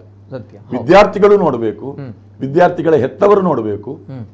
ಕೇವಲ ಸಾಂಸ್ಕೃತಿಕ ಕಾರ್ಯಕ್ರಮಗಳಲ್ಲ, ನಮ್ಮ ಬದುಕು, ನಮ್ಮ ಕೃಷಿ ಬದುಕು, ಇದನ್ನು ನಾವು ತಿಳಿದುಕೊಳ್ಳಬೇಕು ಎನ್ನುವಂತಹ ಒಂದು ಹಂಬಲ ಅವರಿಗೆ ಇರುವ ಕಾರಣವೇ ಅವರಲ್ಲಿ ಆ ಎತ್ತರವಾದ ಗುಡ್ಡದ ಮೇಲೆ ಪ್ಯಾಲೇಸ್ ಗ್ರೌಂಡ್ ಅಂತ ಕರೀತೇವೆ ನಾವು, ಅಲ್ಲಿ ಒಂದು ಬಸವೇಶ್ವರ ವೃತ್ತ ಅಂತ ಇದೆ. ಆ ಬಸವೇಶ್ವರ ವೃತ್ತದ ಬಳಿಯಲ್ಲಿ ಆ ಮೀರಾಬಾಯಿ ಅವರ ಒಂದು ಭವ್ಯ ವಿಗ್ರಹ ಇದೆ. ಅಲ್ಲಿ ಸ್ವಲ್ಪ ಮೇಲೆ ಹೋದ್ರೆ ಅದು ಆಳ್ವಾಸ್ ವಿದ್ಯಾಗಿರಿಯ ತುತ್ತ ತುದಿ. ಅಲ್ಲಿ ದೊಡ್ಡ ಬಯಲು. ಆ ಬಯಲಿನ ಪಕ್ಕದಲ್ಲಿ ಅಲ್ಲಿ ಬೆಂಡೆಕಾಯಿ, ಹಾಗಲಕಾಯಿ, ಟೊಮೆಟೊ, ಬದನೆ, ಅಲಸಂಡೆ, ಈ ನಾವು ಕೇಳಿದೆವು ನಮ್ಮ ಊರಿನ ಬೆಂಡೆ ಅಂತ ಹೇಳ್ತೇವೆ. ಈಗ ನಿಮ್ಮಲ್ಲಿ ಕೇಳುದು ಊರಿನ ಬೆಂಡೆಯಲ್ಲಿ ಎಷ್ಟು ಜಾತಿ ಇರಬಹುದು? ಊರಿನ ಬೆಂಡೆ 20 ವೆರೈಟಿಯ ಬೆಂಡೆಗಳನ್ನು ಅಲ್ಲೇ ಅವರು ನೆಟ್ಟು ತೋರಿಸಿದ್ದಾರೆ. 20 ವೆರೈಟಿ. ಹೌದು. ಮತ್ತೆ ಅದರ ಮುಖ್ಯಸ್ಥರಲ್ಲಿ ಮಾತನಾಡಿದಾಗ ಅವರು ಹೇಳಿದ್ರು, ಈ ಊರಿನ ಬೆಂಡೆಯ ರೇಟ್ ಹೇಗೆ ಇರ್ತದೆ ಅಂತ. ಅವ್ರು ಹೇಳಿದ್ರು, ಆ ಬೆಂಡೆ ಇದರಲ್ಲಿ ಆಕಾರದಲ್ಲಿ ವ್ಯತ್ಯಾಸ ಇರ್ತದೆ, ಅದರ ಬೆನ್ನಲ್ಲಿ ಒಂದು ಚಡಿ ಅಂತ ಇರ್ತದೆ, ಗೆರೆಗಳು, ಅದರ ಲೆಕ್ಕಾಚಾರದಲ್ಲಿ ಈಗ ನಾವು ರುದ್ರಾಕ್ಷಿಯಲ್ಲಿ ಬೇರೆ ಬೇರೆ ವಿಧಗಳು ಇರುವ ಹಾಗೆ ಬೆಂಡೆಯಲ್ಲಿ ಕೂಡ ಇದೆ. ಅದರಲ್ಲಿ 3, 5, 8 ದಂಡ ಇರುವಂತಹ ಬೆಂಡೆಕಾಯಿ ಕೂಡ, ಅದಕ್ಕೆ ಬೆಲೆ ಜಾಸ್ತಿ ಅಂತೆ. ಅದರಲ್ಲಿ ಬಣ್ಣ ಕೂಡ ಬೇರೆ ಇದೆ. ಆ ರೀತಿಯ 20 ವೈವಿಧ್ಯತೆಗಳು. ಈ ಆ ತರಕಾರಿಗಳನ್ನ ಆ ಮೋಹನಾಳವರು ಬೆಳೆದಿದ್ದಾರೆ ಆ ತೋಟಗಳಲ್ಲಿ, ಅದೇನು ಬಳಕೆಗೆ ಬರುತ್ತಾ ಸರ್? ಹೇಗೆ? ಇಲ್ಲ, ಅವರು ಹೇಳಿದ್ರು, ನನಗೆ ಮನಸ್ಸಿದೆ, ನನ್ನ ಹಾಸ್ಟೆಲ್ ಅಲ್ಲೇ ನನಗೆ ದಿವಸಕ್ಕೆ 3,000 ಲೀಟರ್ ಹಾಲು ಬೇಕಾಗ್ತದೆ. ಅದಕ್ಕೆ ಬೇಕಾದಂತಹ ಹೈನುಗಾರಿಕೆಯನ್ನು ಮಾಡಬಹುದು. ತೆಂಗಿನಕಾಯಿಯ ಉಪಯೋಗ ಇದೆ ನಮ್ದು. ಸತ್ಯ. ತೆಂಗಿನ ತೋಟವನ್ನೊಂದು ಮಾಡಬೇಕಾದೀತು ನಾನು. ಸತ್ಯ. ಕೃಷಿ ಮಾಡಬಹುದು. ಇದೆಲ್ಲ ಕೇಳಿದ್ರಿ ತಾವು? ಹೌದು. ಓಕೆ. ಅದನ್ನು ಮಾಡುವ ಯೋಚನೆ ಕೂಡ ಇದೆ ಅವರಿಗೆ. ತರಕಾರಿಯನ್ನು ಬೆಳೆಸಿ ಹಾಸ್ಟೆಲ್ನ ಎಲ್ಲ ಮಕ್ಕಳಿಗೆ ಅದೇ ತರಕಾರಿಯನ್ನು ಅವ್ರು ಹೇಳಿದ್ರು. ನಮ್ಮ ಮನೆಯಲ್ಲಿ ಮೊದಲು ನಾವು ಅಂಗಡಿಯಿಂದ ಯಾವುದೇ ತರಕಾರಿ ತರ್ತಿರ್ಲಿಲ್ಲ. ಹೌದು. ನಮ್ಮ ಹಟ್ಟಿಯಲ್ಲಿ ಈ ಕುಂಬಳಕಾಯಿಗಳನ್ನು ನೇತಾಡಿಸ್ತಿದ್ದೆವು ನಾವು. ವರ್ಷ ಇಡೀ ಉಪಯೋಗಕ್ಕೆ ಬರ್ತಾ ಇತ್ತು. ಊರಲ್ಲಿ ಆಗುವಂತಹ ಜಾತ್ರೆಗಳಿಗೆ, ಯಾರ್ದಾದ್ರೂ ಉತ್ತರ ಕ್ರಿಯೆಗಳಿಗೆ ನಾವು ಹೊರೆ ಕೊಡುವಾಗ ಅದನ್ನೆಲ್ಲ ಕಳುಹಿಸಿಕೊಡ್ತಿದ್ದೆವು. ಅವರ ತಂದೆಯವರ ಆ ಜೀವನ ಶೈಲಿಯನ್ನು ಅವರು ನೆನಪು ಮಾಡಿಕೊಳ್ತಾ ಇದ್ರು. ಅಂತಹ ತರಕಾರಿಗಳು ಈಗೆಲ್ಲ ನಾವು ಮತ್ತೆ ಹೇಳಿದ್ರು ಅವರು, ನಮ್ಮ ಚಾರ್ಮಾಡಿ ಘಟ್ಟದ ಬುಡದಲ್ಲಿ ಆಗುಂಬೆ ಶಿರಾಡಿ ಘಾಟ್ನ ಪಕ್ಕದಲ್ಲಿ ನಾವು ಬೆಳಗ್ಗೆ ನಿಂತರೆ ಆಗ ಗೊತ್ತಾಗ್ತದೆ ಎಷ್ಟು ವಾಹನದಲ್ಲಿ ತರಕಾರಿ ಘಟ್ಟದ ಮೇಲಿನಿಂದ ನಮ್ಮ ಜಿಲ್ಲೆಗೆ ಬರ್ತದೆ. ಯಾಕೆ ನಮ್ಮವರಿಗೆ ತರಕಾರಿಯನ್ನು ಇಲ್ಲಿ ಬೆಳೆಸಿ ನಾವು ಘಟ್ಟದ ಮೇಲೆ ಕಳಿಸ್ಲಿಕ್ಕೆ ಆಗುವುದಿಲ್ಲ? ಸಾಧ್ಯ ಇದೆ. ಅಂತಹ ಸಾಧ್ಯತೆಗಳು ತೆರೆದುಕೊಳ್ಳಬೇಕು ಎನ್ನುವ ಒಂದು ಅಪೇಕ್ಷೆಯೊಂದಿಗೆ ಈ ಸಲದ ವಿರಾಸತ್ ಸಂಪನ್ನಗೊಳ್ತಾ ಇದೆ. ಕೃಷಿ ಮೇಳ ಅಲ್ವಾ? ಕೃಷಿ ಮೇಳ ಅಂತ ಬಂದಾಗ ಬಹುಶಃ ಅಲ್ಲಿ ಕೃಷಿಗೆ ಬಹಳಷ್ಟು ಪ್ರಾಧಾನ್ಯತೆ ನೋಡಿ. ಇಲ್ಲಿಗ 24 ತೀರ್ಥಂಕರರ ಪ್ರತಿರೂಪ ಅಲ್ಲಿ ಇಟ್ಟಿದ್ದಾರೆ. ಬರ್ತೇನೆ ಸರ್, ಇದನ್ನು ಒಂದು ಇನ್ ಡೀಟೇಲ್ ಆಗಿ ಮಾತಾಡೋಣ. ಜೊತೆಗೆ ಕದ್ರಿ ನವನೀತ ಶೆಟ್ಟಿ ಸರ್ ಇವತ್ತು ನೇರವಾಗಿ ಡಾಕ್ಟರ್ ಎಂ ಮೋಹನ್ ಆಳ್ವ ಅವ್ರ ಜೊತೆ ಮಾತನಾಡಿದ್ದಾರೆ. ಆಳ್ವಾಸ್ ವಿರಾಸತ್ ಇದರ ಪೂರ್ವ ಸಿದ್ಧತೆಯ ಬಗ್ಗೆ, ಜೊತೆಗೆ ಅವರ ವಿಷನ್ಗಳ ಬಗ್ಗೆ. ಮೋಹನ್ ಆಳ್ವರ ಹತ್ರ ಬಂದಾಗ ಅವರ ವಿಷನ್ ಯಾರು ಕೂಡ ಎಕ್ಸ್ಪೆಕ್ಟ್ ಮಾಡ್ಲಿಕ್ಕೆ ಆಗಲ್ಲ, ಅದು ಚಿಂತನೆ ಮಾಡ್ಲಿಕ್ಕಾಗಲ್ಲ ಅಥವಾ ಟಚ್ ಮಾಡ್ಲಿಕ್ಕೆ ಸಾಧ್ಯ ಇಲ್ಲ. ಸೊ ಹಾಗಿದ್ದಾಗ ಅವರು ಏನು ಹೇಳಿದ್ದಾರೆ, ಅವರ ಒಂದು ಕನಸಿನ ಆಳ್ವಾಸ್ ವಿರಾಸತ್, ಅದು ಕೂಡ ಈ ಬಾರಿ 30 ವರ್ಷ. ಸೊ ಏನು ಹೇಳಿದ್ದಾರೆ ನೋಡ್ಕೊಂಬನ್ನಿ. 30ನೇ ವರ್ಷದ ಆಳ್ವಾಸ್ ವಿರಾಸತ್, 3 ದಶಕಗಳ ಇತಿಹಾಸವುಳ್ಳ ಆಳ್ವಾಸ್ ವಿರಾಸತ್ ಡಿಸೆಂಬರ್ 10ರಿಂದ 15ರ ತನಕ ವೈವಿಧ್ಯಮಯ ಕಾರ್ಯಕ್ರಮಗಳು. 16ನೇ ತಾರೀಕಿಗೂ ಕಾರ್ಯಕ್ರಮ ಇದೆ. ಯಾವ ರೀತಿಯ ವ್ಯವಸ್ಥೆ ಆಳ್ವಾಸ್ ವಿದ್ಯಾಗಿರಿಯ ಆ ಪರಿಸರದಲ್ಲಿ ನಡೆಯುತ್ತಾ ಇದೆ, ಸಿದ್ಧತೆಗಳು ಹೇಗಿವೆ, ಈ ಸಲದ ಆಳ್ವಾಸ್ ವಿರಾಸತ್ ವೈಶಿಷ್ಟ್ಯತೆಗಳೇನು, ಡಾಕ್ಟರ್ ಎಂ ಮೋಹನ್ ಆಳ್ವರು ನಮಗೆ ಆ ಮಾಹಿತಿಯನ್ನು ನೀಡ್ತಾರೆ. ಆಳ್ವಾಸ್ ವಿರಾಸತ್ ಅಂದರೆ ಏನು ಡಾಕ್ಟ್ರೆ? ವಿರಾಸತ್ ಇದೊಂದು ಸಂಸ್ಕೃತದ ಪದ. ಅಂದರೆ ಇಡೀ ಬದುಕಿನ ಒಂದು ಗತವೈಭವ, ಪರಂಪರೆ, ಇದರ ಅರ್ಥದಲ್ಲಿ ಒಂದು ವಿರಾಸತ್ ಎಂಬುದಿರುವುದು. ಈ ವಿರಾಸತ್ತಿನ ಮುಖಾಂತರ ನಾವು ನಮ್ಮ ಇಡೀ ದೇಶದ ಸಾಂಸ್ಕೃತಿಕ ಕಲಾ ಮತ್ತು ಬೇರೆ ಬೇರೆ ಆಯಾಮಗಳಲ್ಲಿ ಆಲೋಚನೆ ಮಾಡಲಿಕ್ಕೆ ಆ ವಿರಾಸತ್ತನ್ನು ಮಾಡ್ತಾ ಇದ್ದೇವೆ. 30 ವರ್ಷದಿಂದ ಇದು ನಡೆದುಕೊಂಡು ಬಂತು. ಆರಂಭದ ವಿರಾಸತ್ತಿಗೂ ಈಗಿನ ವಿರಾಸತ್ತಿಗೂ ಏನು ವ್ಯತ್ಯಾಸ? ಆರಂಭದ ಸಮಯದಲ್ಲಿ ಆಳ್ವಾಸ್ ವಿರಾಸತ್ ಎಂಬುದು ನಮ್ಮ ಮೂಡುಬಿದಿರೆಗೆ ಸೀಮಿತವಾದಂಥ ಒಂದು ಕಾರ್ಯಕ್ರಮ. ಆಗ ನಮ್ಮಲ್ಲಿ ವಿದ್ಯಾ ಸಂಸ್ಥೆಗಳು ನಮ್ಮ ಸ್ವಂತ ನೆಲದಲ್ಲಿ ಇರಲಿಲ್ಲ. ಆ ಸಮಯದಲ್ಲಿ ಸಮಾಜ ಮಂದಿರದಲ್ಲಿ ನಾವು ಆಳ್ವಾಸ್ ವಿರಾಸತ್ತನ್ನು ಒಂದು 500 ಜನ ಪ್ರೇಕ್ಷಕರಲ್ಲಿ ಇಟ್ಟುಕೊಂಡಂಥ ಸಂದರ್ಭ. ಆಮೇಲೆ ಸ್ವಲ್ಪ ವಿಸ್ತಾರವಾಗಿ ಅದು ನಮ್ಮ ಮಹಾವೀರ ಕಾಲೇಜಿನ ಆವರಣಕ್ಕೆ ಹೋಗಿ ಅಲ್ಲಿ ನಾವು ಆಳ್ವಾಸ್ ವಿರಾಸತ್ತನ್ನು ಸ್ವಲ್ಪ ಹೆಚ್ಚಿನ ಪ್ರಮಾಣದಲ್ಲಿ ಮಾಡಿದೆವು. ಆಮೇಲೆ ಅಲ್ಲಿಂದ ದವಳಾ ಕಾಲೇಜಿನ ಆವರಣಕ್ಕೆ ಹೋಯಿತು. ಕ್ರಮೇಣ ನಮ್ಮ ಮೂಡುಬಿದಿರೆಯ ಸಾವಿರಕಂಬದ ಬಸ್ತಿ ಆವರಣಕ್ಕೆ ಹೋದೆವು. ಅದಕ್ಕೆ ಆಗ ಒಂದು ಸಂಪೂರ್ಣ ಒಂದು ಚಿತ್ರಣ ಬಂತು. ಒಂದು 10 ದಿವಸದ ಕಾಲ ಆಳ್ವಾಸ್ ವಿರಾಸತ್ತನ್ನು ಆ ಆವರಣದೊಳಗೆ ಮಾಡಿಕೊಂಡು ಅದಕ್ಕೊಂದು ಭಾಳ ಒಳ್ಳೆಯ ಒಂದು ಸ್ವರೂಪ ಅದಕ್ಕೆ ಬಂತು. ಆಮೇಲೆ ಅಲ್ಲಿ ಬರುವಂಥ ಪ್ರೇಕ್ಷಕರ ಗಣನೀಯವಾದಂಥ ಸಂಖ್ಯೆಯನ್ನೆಲ್ಲ ನೋಡಿ ಆ ಜಾಗದಲ್ಲಿ ನಮಗೆ ಒಂದು ಕಾರ್ ಪಾರ್ಕಿಂಗ್ ಮತ್ತು ಬೇರೆ ಯಾವುದು ಎಲ್ಲ ವ್ಯವಸ್ಥೆ ಮಾಡಲಿಕ್ಕೆ ಕಷ್ಟ ಸಾಧ್ಯವಾದ್ದರಿಂದ ನಾವು ಮಿಜಾರ್ನ ಶೋಭಾವನಕ್ಕೆ ಹೋದೆವು. ಶೋಭಾವನಕ್ಕೆ ಹೋದ ಮೇಲೆ ಅದು ನಮ್ಮ ಜಿಲ್ಲೆ ರಾಜ್ಯವನ್ನು ಬಿಟ್ಟು ದೇಶೀಯ ಮಟ್ಟಕ್ಕೆ ಹೋಯ್ತದು.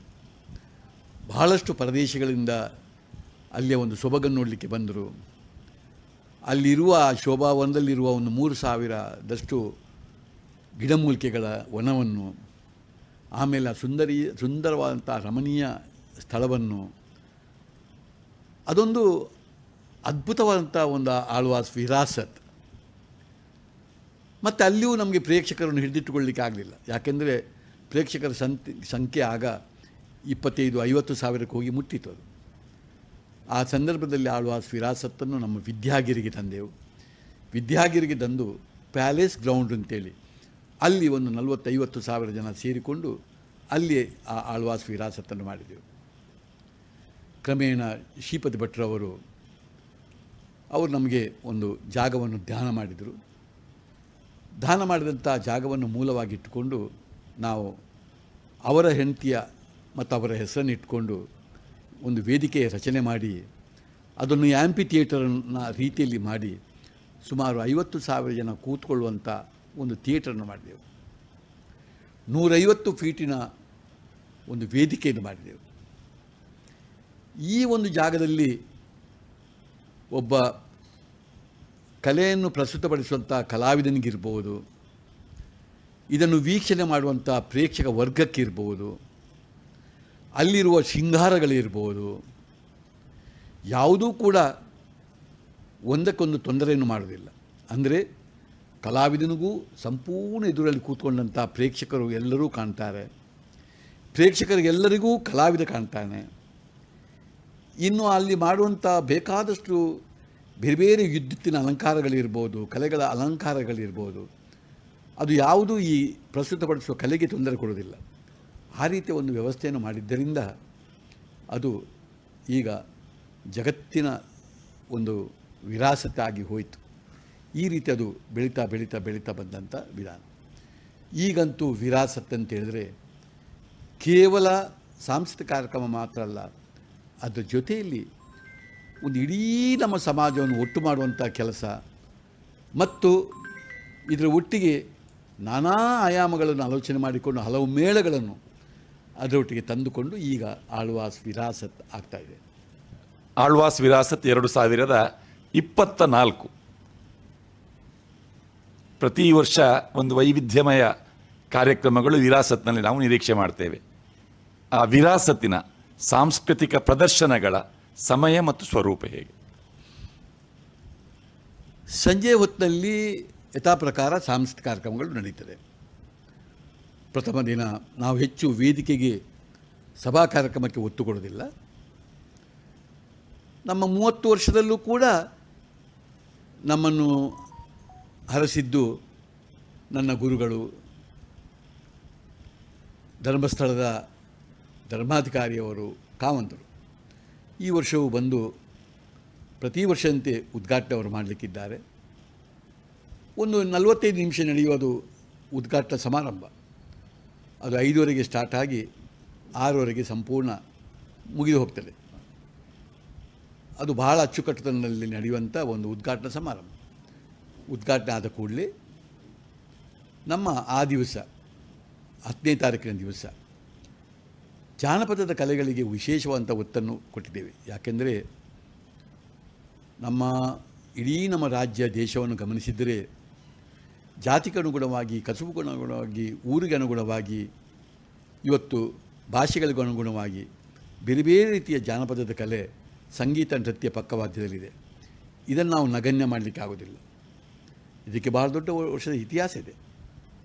ಆದ್ದರಿಂದ ವಿರಾಸತ್ತ ಸಮಯದಲ್ಲಿ ಪ್ರಾರಂಭದ ದಿನ ನಮ್ಮ ಇಡೀ ಒಂದು 100ಕ್ಕೂ ಮಿಕ್ಕಿದಂಥ ತಂಡಗಳು, ಒಂದು 3,000ಕ್ಕೂ ಮಿಕ್ಕಿದ ಕಲಾವಿದರು ಇದ್ದುಕೊಂಡು ಆ ಸಾಂಸ್ಕೃತಿಕ ಮೆರವಣಿಗೆ ನಡೀತಾ ಹೋಗ್ತದೆ. ಸಮಯ ಇದು ಯಾವಾಗ? ಸಾಧಾರಣ ಅದು 6:30 ಗಂಟೆಯಿಂದ ಸಾಧಾರಣ 8:30 ಗಂಟೆ 9 ಗಂಟೆವರೆಗೆ ಈ ಒಂದು ಇದು ನಡೆದು ಹೋಗ್ತದೆ.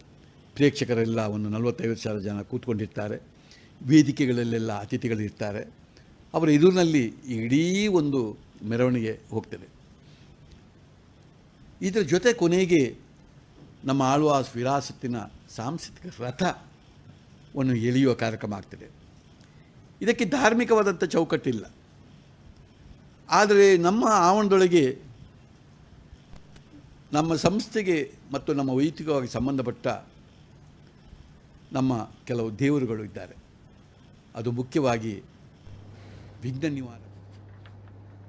ಎಸ್, ಇದು ಡಾಕ್ಟರ್ ಎಂ ಮೋಹನ್ ಆಳ್ವ ಅವರ ಜೊತೆಯಲ್ಲಿ ಕದ್ರಿ ನವನೀತ ಶೆಟ್ಟಿ ಸರ್ ಇವತ್ತು ಮಾಡಿದಂತಹ ನೇರವಾಗಿರುವಂತಹ ಸಂದರ್ಶನ, ಪ್ರತ್ಯಕ್ಷವಾಗಿರುವಂತಹ ವರದಿಯನ್ನು ಇವತ್ತು ಆಳ್ವಾಸ್ ಕಾಲೇಜಿನಿಂದ ಅಲ್ಲಿ ಯಾವ ರೀತಿ ಪೂರ್ವ ಸಿದ್ಧತೆಗಳು ನಡೀತಾ ಇದೆ ಎಲ್ಲ ವಿಚಾರದ ಬಗ್ಗೆ ಮಾತಾಡಿದ್ದಾರೆ. ಜೊತೆಗೆ ತರಕಾರಿ ತೋಟದ ಬಗ್ಗೆಯೂ ಕೂಡ ಮೋಹನ್ ಆಳ್ವ ಅವರು ಅವರ ಒಂದು ಆಸೆಯನ್ನು, ಅಂದರೆ ತರಕಾರಿ ಕ್ಷೇತ್ರದಲ್ಲಿ, ಕೃಷಿ ಕ್ಷೇತ್ರದಲ್ಲಿ ಮತ್ತಷ್ಟು ಅಲ್ಲಿ ಆಳ್ವಾಸ್ ಶಿಕ್ಷಣ ಸಂಸ್ಥೆ ಸಾಧನೆಯನ್ನು ಮಾಡಬೇಕು ಅನ್ನೋ ನಿಟ್ಟಿನಲ್ಲಿ ಅವರು ಮಾತಾಡಿದ್ದಾರೆ.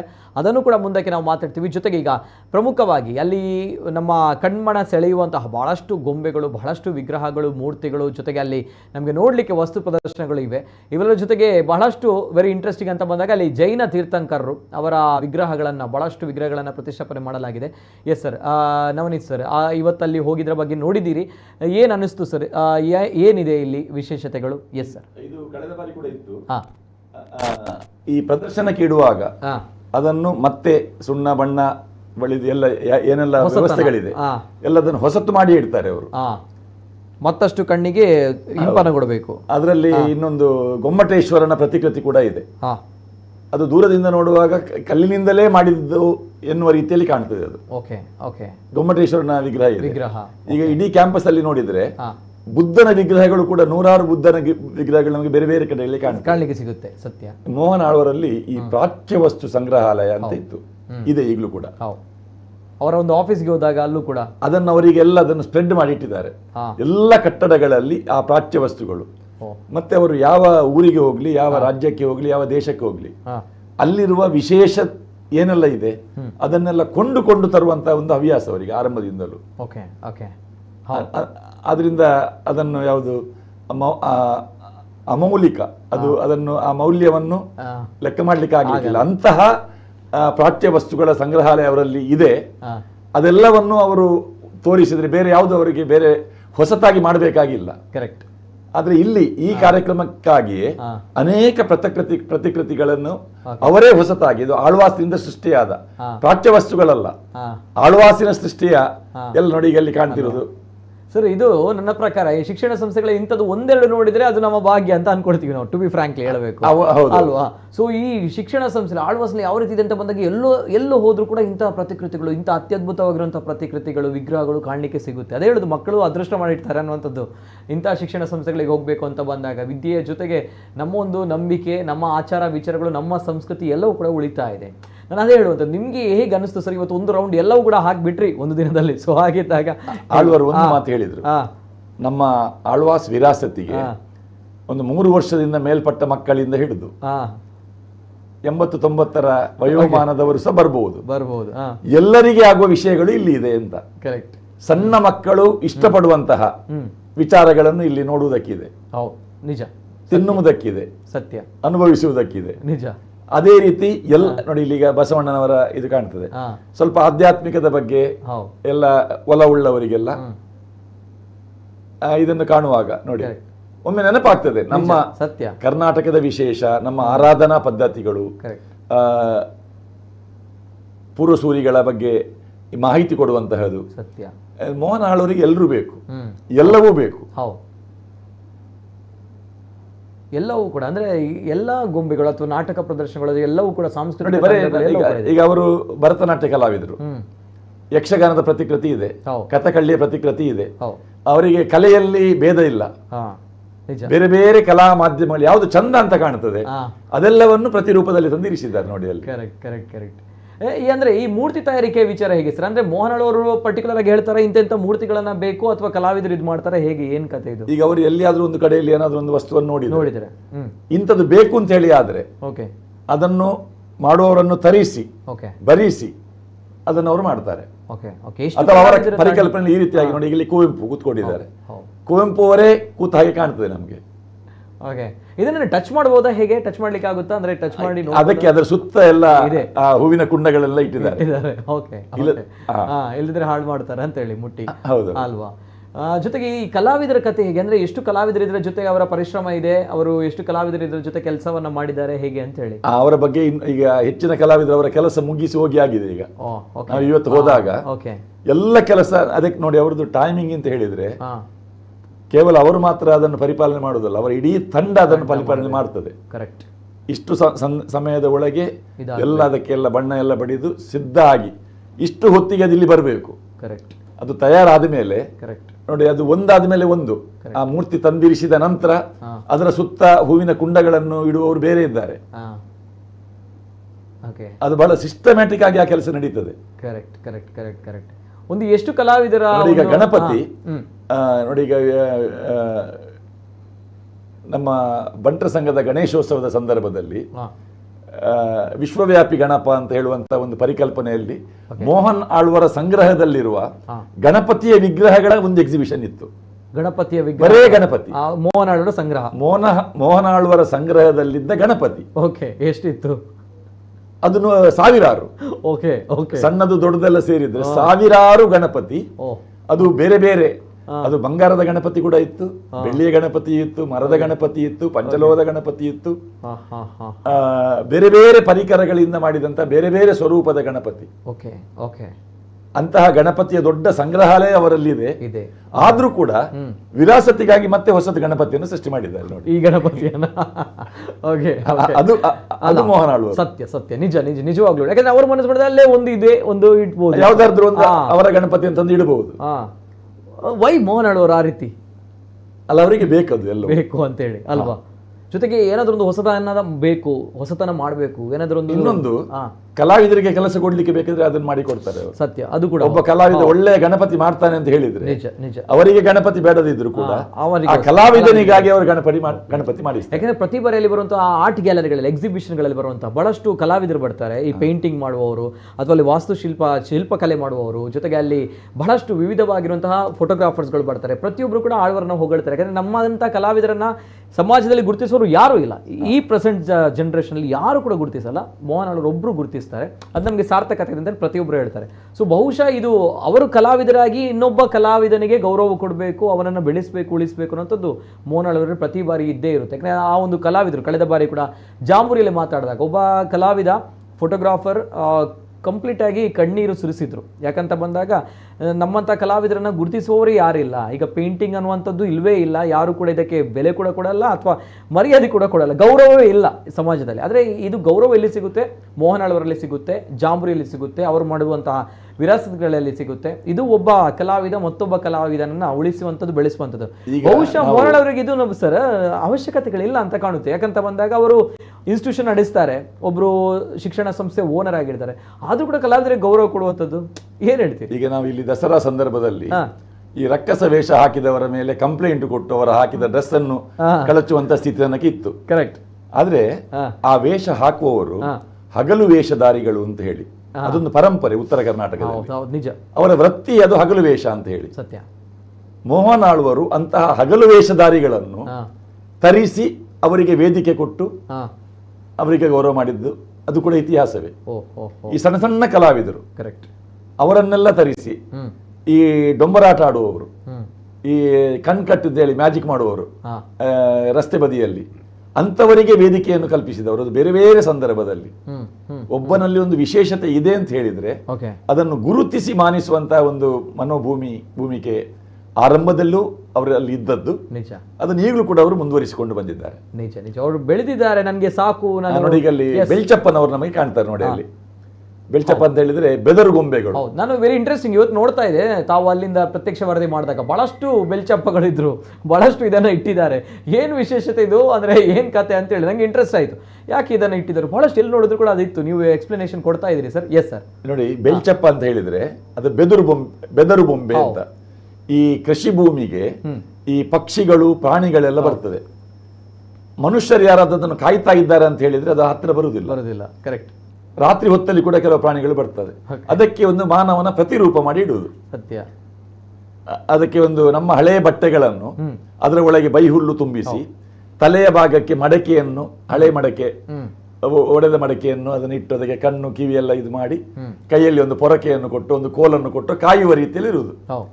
ಕೈಯಲ್ಲಿ ಒಂದು ಕೋಲನ್ನು ನೋಡಿದಾಗ ಈ ಪಕ್ಷಿಗಳು ಹತ್ತಿರ ಬರುವುದಿಲ್ಲ, ಪ್ರಾಣಿಗಳು ಕೂಡ ಹತ್ತಿರ ಬರುವುದಿಲ್ಲ, ಯಾರೋ ಒಬ್ಬ ಮನುಷ್ಯ ಇದ್ದಾನೆ ಅಂತ ಹೇಳಿ. ಅದಕ್ಕೆ ಬೆದರು ಬೊಂಬೆ ಅಂತ ಹೇಳುವುದು. ನಿಜ. ಒಂದು ಕೃಷಿ ಭೂಮಿಯಲ್ಲಿ ಒಂದು ಅಥವಾ ಎರಡು ಬೆದರು ಬೊಂಬೆಗಳು ಇರಬಹುದು. ಸತ್ಯ. ಆದ್ರೆ ಮೋಹನ್ ಆಳ್ವರ ಈ ಪರಿಸರದಲ್ಲಿ 100 ಬೆದರು ಬೊಂಬೆಗಳನ್ನು ಮಾಡಿದ್ದಾರೆ. ಇವತ್ತು ಅದನ್ನು ಹತ್ತಿರದಿಂದ ನಾವು ಗಮನಿಸಿದೆವು. ಅಲ್ಲಿ ಹೋಗಿ ನೋಡಿದ್ರೆ ಆ ಬೆದರು ಬೊಂಬೆಗಳ ಡ್ರೆಸ್ ಇದೆ ಅಲ್ಲ, ಎಲ್ಲಾ ಬೆದರು ಬೊಂಬೆಗಳ ಡ್ರೆಸ್ ಹೊಸತ್ತು. ನಾನು ಸಹ ನೋಡಿದೆ, ಜೀನ್ಸ್ ಪ್ಯಾಂಟ್ಗಳಿದೆ, ಡ್ರೆಸ್ಗಳಿದೆ, ನಾನು ಅಬ್ಸರ್ವ್ ಮಾಡಿದೆ ಅದನ್ನ. ಅದು ಹಳತ್ತಲ್ಲ. ಓಕೆ, ಅದನ್ನ ನಾನು ಕೇಳಿದೆ ಅವರ ನಿಮ್ಮ ಬೆಳ್ಚಪ್ಪನವರೆಲ್ಲ ಹೊಸ ಡ್ರೆಸ್ ಅಲ್ಲಿ ಇದ್ದಾರೆ. ಹೌದು, ವಿರಾಸತಿಗೆ ಅವರೆಲ್ಲ ಅತಿಥಿಗಳನ್ನು ಸ್ವಾಗತಿಸಲಿಕ್ಕೆ ಹೊಸ ಡ್ರೆಸ್ ಓಕೆ, ಅದು ಕಾನ್ಸೆಪ್ಟ್. ನಾನು ಸಹ ಅಬ್ಸರ್ವ್ ಮಾಡಿದೆ, ಅಲ್ಲಿ ನೋಡಿದಾಗ ಹೊಸ ಪ್ಯಾಂಟ್ಗಳು, ಜೀನ್ಸ್ ಪ್ಯಾಂಟ್ ಎಲ್ಲವೂ ಕೂಡ ಹೊಸದಾಗಿದೆ. ನಾವು ಬೆದರು ಬೊಂಬೆ ಅಂತ ಬಂದ ವೇಸ್ಟ್ ಆಗಿರುವಂತ ದೂರದಲ್ಲಿ ಇದ್ರು ಕೂಡ ಅದರಲ್ಲಿ ಹತ್ತಿರ ಹೋಗಿ ನೋಡಿದ್ರೆ ಮಾತ್ರ ಗೊತ್ತಾಗ್ತದೆ ಅದು ಹೊಸತ್ತು ಅಂತ ಹೇಳಿ. ಕರೆಕ್ಟ್. ಅದು ಕಾಣಿಸುವುದಿಲ್ಲ ಎನ್ನುವ ಕಾರಣಕ್ಕೆ ಹಳತ ಹಾಕಿ ಅವರಿಗೆ ಸುಧಾರಿಸಬಹುದು. ಸುಮ್ಮನೆ ಕಣ್ಕಟ್ಟು ಮಾಡಬಹುದು. ಇಲ್ಲ, ಮಾಡ್ಲಿಲ್ಲ ಅವರು, ಮಾಡುದಿಲ್ಲ. ಓಕೆ, ಇದೆಲ್ಲವೂ ಕೂಡ ಹೊಸದ ಡ್ರೆಸ್, ಎಲ್ಲ ಬೆಳ್ಚಪ್ಪಗಳು, ಎಲ್ಲ ಬೆಳ್ಚಪ್ಪನವರು ಹೊಸ ಡ್ರೆಸ್ ಅಲ್ಲಿ ಇದ್ದಾರೆ. ಬಿಕಾಸ್ ಆಫ್ ವಿರಾಸತ್ ಅಲ್ವಾ, ಅವರು ಕೂಡ ಖುಷಿಯಿಂದ ಇರ್ಬೇಕಂತ ಹೇಳಿ. ಸೊ ಏನ್ ಸರ್ ಈ ಕಾನ್ಸೆಪ್ಟ್ ಏನಂತೆ, ಅಂದ್ರೆ ಬೆಳ್ಚಪ್ಪದ ಕಾನ್ಸೆಪ್ಟ್ ಯಾತಕ್ಕೋಸ್ಕರ ಇಂಟ್ರೆಸ್ಟಿಂಗ್ ಇದು ಕೃಷಿ ಮೇಳ ಇದೆ. ಓಕೆ, ಕೃಷಿ ಮೇಳ ಅಂತ ಹೇಳಿದ್ರೆ ಈ ಕೃಷಿ ಮೇಳಕ್ಕೆ ಸಂಬಂಧಪಟ್ಟಂತ ಒಂದು ಸಸ್ಯ ಸಂಪತ್ತಿ ಅಲ್ಲಿ ಇದೆ. ಓಕೆ, ಯಾಕಂದ್ರೆ ನಾವು ಇಷ್ಟು ಮೇಳಗಳನ್ನು ನೋಡಿದೀವಿ ಅಥವಾ ಇಷ್ಟು ಕಾರ್ಯಕ್ರಮಗಳನ್ನು ನೋಡಿದಾಗ ಬೆಳ್ಚಪ್ಪಗಳು ಇರುವಂತ ಈ ಒಂದು ಕಾನ್ಸೆಪ್ಟ್ ಹೊಸದು ಬಹುಶಃ ನನ್ಗೆ ನೋಡಿದಾಗ. ನೋಡಿ, ಈಗ ಬೆಳ್ಚಪ್ಪ ಅಂತ ಹೇಳುವ ಶಬ್ದವೇ ಈಗ ಹೊಸದು. ಹೌದಪ್ಪ, ನಿಜ. ಆ ಬೆದರು ಬೊಂಬೆ ಅಂತ ಹೇಳುವ, ಯಾಕೆಂದ್ರೆ ಈಗ ಗದ್ದೆಯೂ ಇಲ್ಲ, ಆ ತೋಟವೂ ಇಲ್ಲ, ಅದನ್ನು ಕಾಯುವ ವ್ಯವಸ್ಥೆ ಬೇರೆ ಇದೆ. ಈಗೆಲ್ಲ ಸಿಸಿ ಕ್ಯಾಮರಾ, ನಿಜ, ಅದಕ್ಕೆ ಅಥವಾ ಇಲೆಕ್ಟ್ರಿಕಲ್ ಫೆನ್ಸಿಂಗ್ ಹಾಕಿ ಅದನ್ನು ಬೆಳೆಯನ್ನು ರಕ್ಷಣೆ ಮಾಡುವ ಆಧುನಿಕ ವ್ಯವಸ್ಥೆಗಳೆಲ್ಲ ಬರುವಾಗ ನಿಜ ಈ ಬೆಳ್ಚಪ್ಪ ಎನ್ನುವುದು ಅದು ಯೋಚನೆಗಳೇ ಇಲ್ಲ. ಆದ್ರೆ ಹಿಂದಿನ ಒಂದು ಗ್ರಾಮೀಣ ಬದುಕಲ್ಲಿ, ಒಂದು ಕೃಷಿ ಪ್ರಧಾನವಾದಂತಹ ಒಂದು ಭೂಮಿಯಲ್ಲಿ ನೋಡಿ, ಈ ಬೆಳ್ಚಪ್ಪ ಎನ್ನುವುದು ಎಲ್ಲಾ ಕಡೆಯಲ್ಲಿ ಇದೆ. ಉತ್ತರ ಕರ್ನಾಟಕದಲ್ಲೂ ಕೂಡ ಇದೆ, ತುಳುನಾಡಿನಲ್ಲಿ ಕೂಡ ಇತ್ತು. ಓಕೆ ಓಕೆ ಓಕೆ ಬೆಳ್ಚಪ್ಪನ ಬಗ್ಗೆ ತಾವು ಮಾತನಾಡಿದಾಗ ಮೋಹನಾಳ್ ಅವರು ಕೂಡ ಮಾತಾಡಿದ್ದಾರೆ ಬಹುಶಃ. ಓಕೆ ಓಕೆ ತಾವು ಅಲ್ಲಿ ಕೇಳಿದಾಗ ಬೆಳ್ಚಪ್ಪನ ವಿಚಾರವಾಗಿ ಕದ್ರಿ ನವನೀತ್ ಶೆಟ್ಟಿ ಸರ್ ಅಲ್ಲೂ ಕೂಡ ಮಾತಾಡಿದ್ದಾರೆ, ಅಲ್ಲಿ ಪ್ರತ್ಯಕ್ಷ ವರದಿಯನ್ನ ಮಾಡಿದ್ದಾರೆ. ಅದು ತುಂಬಾ ಚೆನ್ನಾಗಿದೆ, ನಾನು ನೋಡಿದೆ. ಆಗ ಒಂದ್ಸಲ ನೀವು ಕೂಡ ನೋಡ್ಕೊಂಬನ್ನಿ. ಆಳ್ವಾಸಿನ ಈ ಕ್ಯಾಂಪಸ್ ಅಲ್ಲಿ ಎಷ್ಟು ಮಂದಿ ಆ ರೀತಿಯ ಬೆದರು ಬೊಂಬೆಗಳಿವೆ, ಬೆಳ್ಚಪ್ಪನವರಿದ್ದಾರೆ. ಒಮ್ಮೆ ವಿದ್ಯಾಗಿರಿಯ ಆ ಕಡೆ ದೃಷ್ಟಿ ಹರಿಸಿ ನೋಡಿ, ಸಾಲು ಸಾಲಾಗಿ ಬೆದರು ಗೊಂಬೆಗಳು. ಎಷ್ಟು ಮಂದಿ ಬೆಳ್ಚಪ್ಪ ಇದ್ದಾರೆ ಲೆಕ್ಕ ಹಾಕಿ ನೋಡಿ. ಇದು ಹಗಲು ಹೊತ್ತಿನಲ್ಲಿ ನಮಗೆ ಕಾಣುವ ದೃಶ್ಯ. ರಾತ್ರಿ ಹೊತ್ತಲ್ಲಿ ವಿದ್ಯುತ್ ದೀಪಗಳ ಅಲಂಕಾರದಲ್ಲಿ ಈ ಬೆಳ್ಚಪ್ಪನವರ ಒಂದು ಸೊಬಗೇ ಬೇರೆ. ಇವೆಲ್ಲವನ್ನು ನೋಡಬೇಕಿದ್ರೆ ಡಿಸೆಂಬರ್ 10ರಿಂದ ಬೆಳಿಗ್ಗೆ 9ರಿಂದ ರಾತ್ರಿ 11ರ ತನಕ ಆಳ್ವಾಸ್ ವಿದ್ಯಾಗಿರಿಯ ಈ ಪರಿಸರದಲ್ಲಿ ಇಂತಹ ವೈವಿಧ್ಯಮಯ ದೃಶ್ಯಗಳನ್ನು ನಾವು ನೋಡುವುದಕ್ಕೆ ಸಾಧ್ಯ ಇದೆ. ಆಳ್ವಾಸಿನ ಬೆಳ್ಚಪ್ಪಗಳ ಸಾಲು.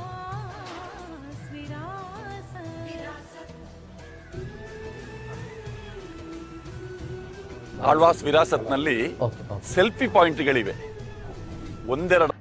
ಡಿಸೆಂಬರ್ 10ಕ್ಕೆ ಮಂಗಳವಾರ ಸಂಜೆ 6:35ಕ್ಕೆ 6:35ಕ್ಕೆ ಸಾಂಸ್ಕೃತಿಕ ಮೆರವಣಿಗೆ ಇದೆ. 3,000ಕ್ಕೂ ಹೆಚ್ಚಿನ ಜಾನಪದ ಕಲಾವಿದರು ಆ ಸಾಂಸ್ಕೃತಿಕ ಮೆರವಣಿಗೆಯಲ್ಲಿ ಪಾಲ್ಗೊಳ್ತಾರೆ. ಇವ ಮೆರವಣಿಗೆಗೆ ಬರುವುದಿಲ್ಲ. ಕೃಷಿಸಿರಿ ಈ ಪ್ರಾಂಗಣದಲ್ಲಿ ಇವ ಇಲ್ಲಿದ್ದಾನೆ. ಇವ ಮಾತ್ರ ಅಲ್ಲ, ಇವನೊಟ್ಟಿಗೆ ಮತ್ತೊಬ್ಬ ಇದ್ದಾನೆ, ತೋರಿಸ್ತೇನೆ ನೋಡಿ.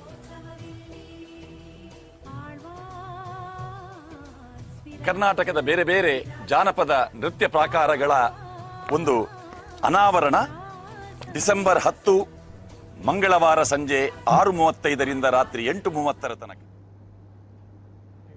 ಹೀಗೆ ಬಹಳಷ್ಟು ಕಲಾ ಪ್ರಕಾರಗಳು ಅಲ್ಲಿ ಆಳ್ವಾಸ್ನಲ್ಲಿ ನಮಗೆ ಕಾಣಲಿಕ್ಕೆ ಸಿಗುತ್ತೆ. ಇವೆಲ್ಲದ ಜೊತೆಗೆ ಬೆಳ್ಚಪ್ಪಗಳನ್ನು ನೋಡಿದ್ರಿ, ಜೊತೆಗೆ ಅಲ್ಲಿರುವಂತಹ ವಿವಿಧವಾಗಿರುವಂತಹ ಕಲಾಕೃತಿಗಳು, ವಿಗ್ರಹಗಳು ಎಲ್ಲವನ್ನು ಕೂಡ ನೋಡಿದ್ರಿ.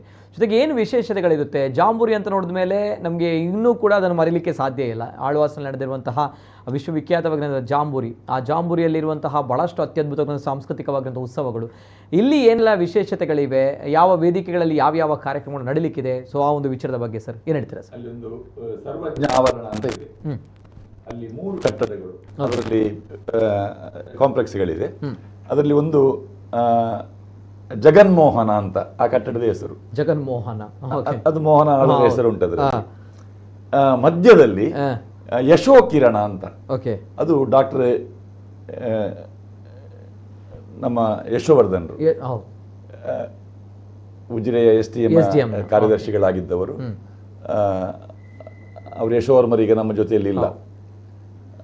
ಯಶೋವರ್ಮರು ಅವರು ಬಾಟ್ನಿ ಉಪನ್ಯಾಸಕರಾಗಿದ್ದವರು, ಪ್ರಿನ್ಸಿಪಾಲ್ ಆಗಿದ್ದವರು. ಸಂಪತ್ತಿನ ಬಗ್ಗೆ ವಿಶೇಷ ಅಭಿಮಾನ ಇದ್ದವರು. ಮೋಹನ್ ಆಳ್ವರ ದೀರ್ಘಕಾಲದ ಒಡನಾಡಿಯವರು. ವಿಶ್ವ ತುಳು ಸಮ್ಮೇಳನ ಉಜಿರೆಯಲ್ಲಿ ನಡೆದಾಗ ಅವರು ಜೊತೆಯಾಗಿ ಒಟ್ಟಿಗೆ ಕೆಲಸ ಮಾಡಿದವರು. ಅವರ ಹೆಸರಿನ ಸಭಾಂಗಣ ಅದು 5 ಕಾಂಪ್ಲೆಕ್ಸ್. ಅಲ್ಲಿ ತರಗತಿಗಳು ನಡೀತದೆ. ಅಲ್ಲಿ ಛಾಯಾಚಿತ್ರ ಪ್ರದರ್ಶನ ಇದೆ. ಛಾಯಾಚಿತ್ರ ಅಂತ ಹೇಳಿದ್ರೆ ಇಂಟರ್ನ್ಯಾಷನಲ್ ಫೋಟೋಗ್ರಾಫರ್ಸ್ಗಳ ಅದ್ಭುತವಾದ ಫೋಟೋಗಳನ್ನು ಇವರು ಕೊಂಡುಕೊಂಡಿದ್ದಾರೆ. ಇವರು ಕೊಂಡುಕೊಂಡು ಅದನ್ನು ಪ್ರದರ್ಶನಕ್ಕೆ ವ್ಯವಸ್ಥೆ ಮಾಡಿದ್ದಾರೆ. ಅದೇ ರೀತಿ ಚಿತ್ರಗಾರರು, ಒಳ್ಳೆಯ ರಾಷ್ಟ್ರ ಮಟ್ಟದ ಅಂತಾರಾಷ್ಟ್ರೀಯ ಮಟ್ಟದ ಚಿತ್ರಗಾರರ ಚಿತ್ರಗಳನ್ನು ಅವರು ಬಿಡಿಸಿ ಕೆಲವರು ಕೊಟ್ಟವರಿದ್ದಾರೆ. ಅದರ ಪ್ರದರ್ಶನ ಇದೆ. ಅದರ ಆಸಕ್ತರಿಗೆ ಈಗ ಅದೇ ಅಲ್ಲಿ ಆಳ್ವಾಸಿಗೆ ಒಮ್ಮೆ ಬಂದ್ರೆ ವಿರಾಸತ್ತಿನ ಕಾರ್ಯಕ್ರಮಗಳು ಸಂಜೆ ನಡೆಯುವುದಿದ್ರು ಕೂಡ ಬೆಳಗ್ಗೆ ಬಂದವರು ಸಂಜೆ ತನಕ ಒಂದೊಂದೇ ವಿಭಾಗವನ್ನು ನಿಧಾನವಾಗಿ ಹೋದ್ರೆ ಅಲ್ಲಿ ನೋಡುವುದಕ್ಕೆ ಸಂಜೆ ತನಕ ನೋಡ್ಲಿಕ್ಕೆ ಇದೆ, ಬಹಳಷ್ಟಿದೆ. ಹೌದು ಅಲ್ವಾ? ಒಂದ್ ಕಡೆ ಪೇಂಟಿಂಗ್ಗಳು, ವಿವಿಧವಾಗಿರುವಂತಹ ಪೇಂಟಿಂಗ್ಗಳು. ಈಗ ಬರೇ ನಡೆದುಕೊಂಡು ಒಂದು ಮೂಲೆಯಿಂದ ಇನ್ನೊಂದು ಮೂಲೆ ಬರೇ ನಡೆದುಕೊಂಡು ಹೋದ್ರೆ ಸಹ 1-1.5 ಗಂಟೆ ಬೇಕು. ಸತ್ಯ. ಅಲ್ಲಿ ಈಗ ನಾನೊಮ್ಮೆ ಬಂದು ಇಣಿಕೆ ಹೋಗ್ತೇನೆ ಅಂತ ಹೇಳಿಕ್ಕೆ ಆಗುದಿಲ್ಲ. ಒಂದು ಅರ್ಧ ದಿವಸ, 3-4 ಗಂಟೆಯ ಅವಧಿ ಬರೇ ಈ ಮಳಿಗೆಗಳನ್ನು ಸುತ್ತುವುದಕ್ಕೆ ವಿನಿಯೋಗ ಮಾಡಿಕೊಂಡು ಮೊದಲೇ ಪೂರ್ವ ಸಿದ್ಧತೆ ಮಾಡಿಕೊಂಡು ಮಾನಸಿಕವಾಗಿ ಸಿದ್ಧತೆ ನಡೆಸಿಕೊಂಡು ಆಳ್ವಾಸ್ ವಿರಾಸತ್ತಿಗೆ ನಾವು ನಮ್ಮ 1 ದಿವಸದ ಕಾರ್ಯಕ್ರಮ ಅಂತ ಹೇಳಿ ಈಗ ಮಂಗಳವಾರದಿಂದ ತೊಡಗಿ ಆದಿತ್ಯವಾರ ತನಕ ಅಂತ ಇತ್ತು. ಈಗ 1 ದಿನ ಎಕ್ಸ್ಟೆನ್ಷನ್ ಮಾಡಿದ್ದಾರೆ. ಆ ದಿವಸ ಯಾವುದೇ ಸಾಂಸ್ಕೃತಿಕ ಕಾರ್ಯಕ್ರಮಗಳು ಇರುವುದಿಲ್ಲ. ಬೆಳಿಗ್ಗೆ 9ರಿಂದ ರಾತ್ರಿ 11ರ ತನಕ ಎಲ್ಲ ಮಳಿಗೆಗಳು ಓಪನ್ ಇರ್ತದೆ. ಮುಂದಿನ ಸೋಮವಾರ ತನಕ. ಈಗ ನಾಳೆ ಈ ವಿರಾಸತ್ ಉದ್ಘಾಟನೆ ಸಂಜೆ, ಆದ್ರೆ ಈ ಮಳಿಗೆಗಳೆಲ್ಲ ನಾಳೆ ಬೆಳಿಗ್ಗಿನಿಂದಲೇ ಓಪನ್ ಇರ್ತದೆ. ಬೆಳಿಗ್ಗೆಯಿಂದಲೇ ಶುರು ಆಗುತ್ತೆ. ಅಂದ್ರೆ ಆಹಾರ ಮಳಿಗೆಗಳು ಅಂದ್ರೆ ಏನು ಡಿಫ್ರೆಂಟ್ ಇದೆ ಅದರ ಬಗ್ಗೆ ಏನಾದ್ರು? ಈಗ ಆಹಾರ ಮಳಿಗೆಗಳು ಅಂತ ಹೇಳಿದ್ರೆ ನಮ್ಮ ತುಳುನಾಡಿನ ಎಲ್ಲ ಖಾದ್ಯಗಳು ಇರುವಂತಹ ಕೌಂಟರ್ಗಳಿದೆ. ಅದಲ್ಲದೆ ಬೇರೆ ಬೇರೆ ಕಡೆಗಳ ಆಹಾರ ವೈವಿಧ್ಯತೆಯನ್ನು ನಾವು ಸವಿಬೇಕು ಅಂತ ಹೇಳಿದ್ರೆ ಈಗ ಆಳ್ವಾಸ್ನ ಈ ಹಾಸ್ಟೆಲ್ನಲ್ಲಿರುವ ವಿದ್ಯಾರ್ಥಿಗಳು ಕೂಡ ಬೇರೆ ಬೇರೆ ಕಡೆಯವರಿದ್ದಾರೆ. ವಿದ್ಯಾರ್ಥಿಗಳು ಬೇರೆ ಬೇರೆ ಜಿಲ್ಲೆಯವರಿದ್ದಾರೆ, ಪರ ರಾಜ್ಯದವರಿದ್ದಾರೆ, ಪರ ದೇಶದವರಿದ್ದಾರೆ. ಆ ವಿದ್ಯಾರ್ಥಿಗಳ ಹೆತ್ತವರೆಲ್ಲ ಬರ್ತಾರೆ ನಾಡು ಈ ವಿರಾಸತ್ ಸಂದರ್ಭದಲ್ಲಿ ಎಲ್ಲ. ಅದಲ್ಲದೆ ಸಾರ್ವಜನಿಕರು ಬರುವವರಿಗೆಲ್ಲ ಮತ್ತೆ ಸಸ್ಯಾಹಾರಿ ಮಾಂಸಾಹಾರಿ 2 ವಿಭಾಗಗಳು ಮಳಿಗೆಗಳನ್ನು ಪ್ರತ್ಯೇಕವಾಗಿ ಇರಿಸಿದ್ದಾರೆ. ಅದು ಪ್ರತ್ಯೇಕವಾಗಿಯೇ ಇದೆ. ಆ ಮಳಿಗೆಗಳೆಲ್ಲ ಒಂದು ಒಳ್ಳೆಯ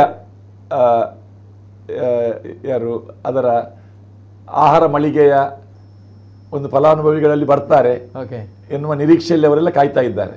ಯಾಕೆಂದ್ರೆ ಆಳ್ವರ ಕಾರ್ಯಕ್ರಮಗಳು ಅದು 1000ದ ಲೆಕ್ಕದಲ್ಲಿ ಅಲ್ಲ, ಅದು ಲಕ್ಷದ ಲೆಕ್ಕದಲ್ಲಿ ಜನ ಬರುವುದು. ನಿಜ ನಿಜ.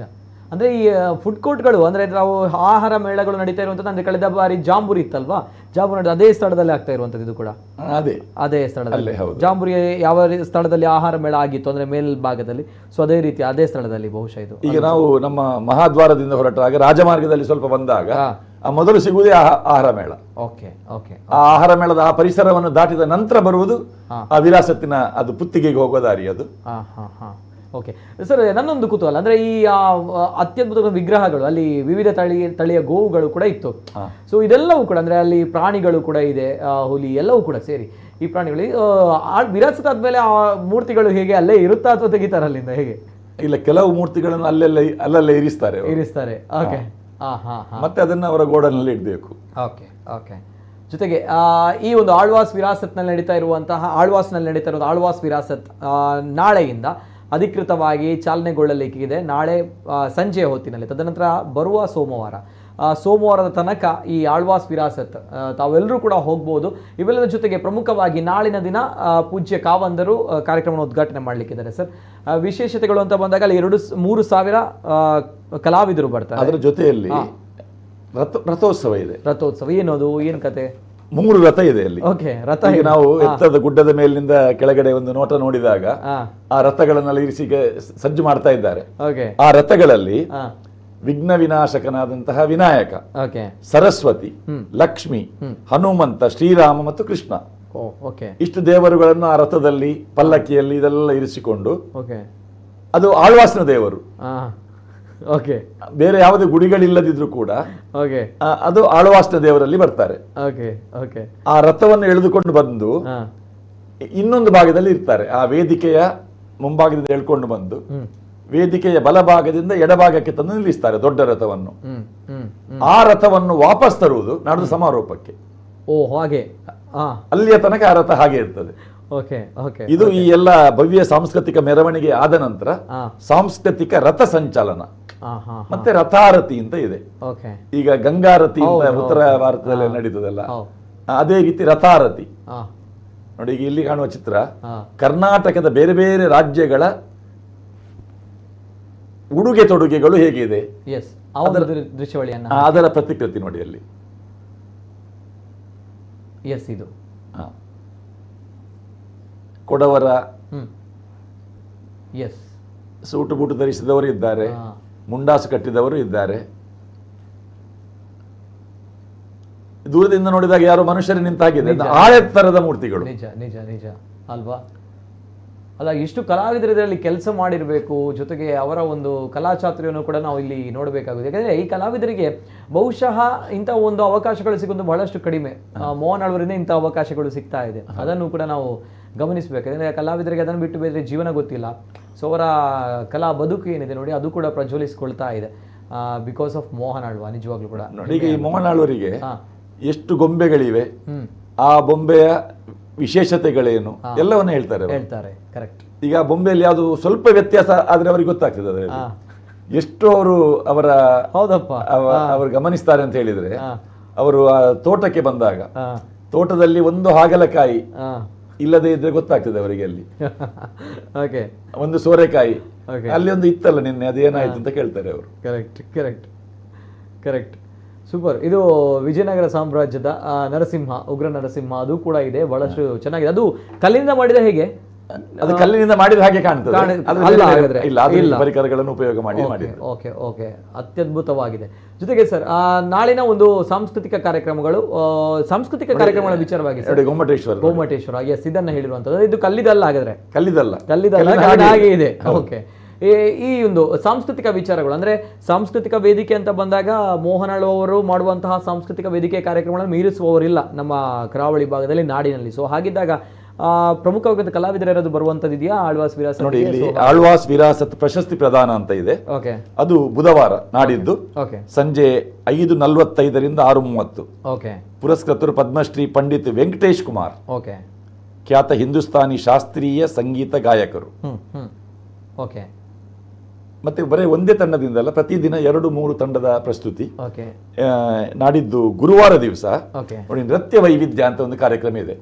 ಅದರಲ್ಲಿ ನೃತ್ಯ ನಿಕೇತನ ಕೊಡವೂರು ಉಡುಪಿ, ಚಿಗುರು ನೃತ್ಯಾಲಯ ಬೆಂಗಳೂರು, ಸನಾತನ ನಾಟ್ಯಾಲಯ ಮಂಗಳೂರು, ನೃತ್ಯ ವಸಂತ ನಾಟ್ಯಾಲಯ ಕುಂದಾಪುರ, ಗಾನ ನೃತ್ಯ ಅಕಾಡೆಮಿ ಮಂಗಳೂರು, ಅರೆಹೊಳೆ ಪ್ರತಿಷ್ಠಾನ ಮಂಗಳೂರು.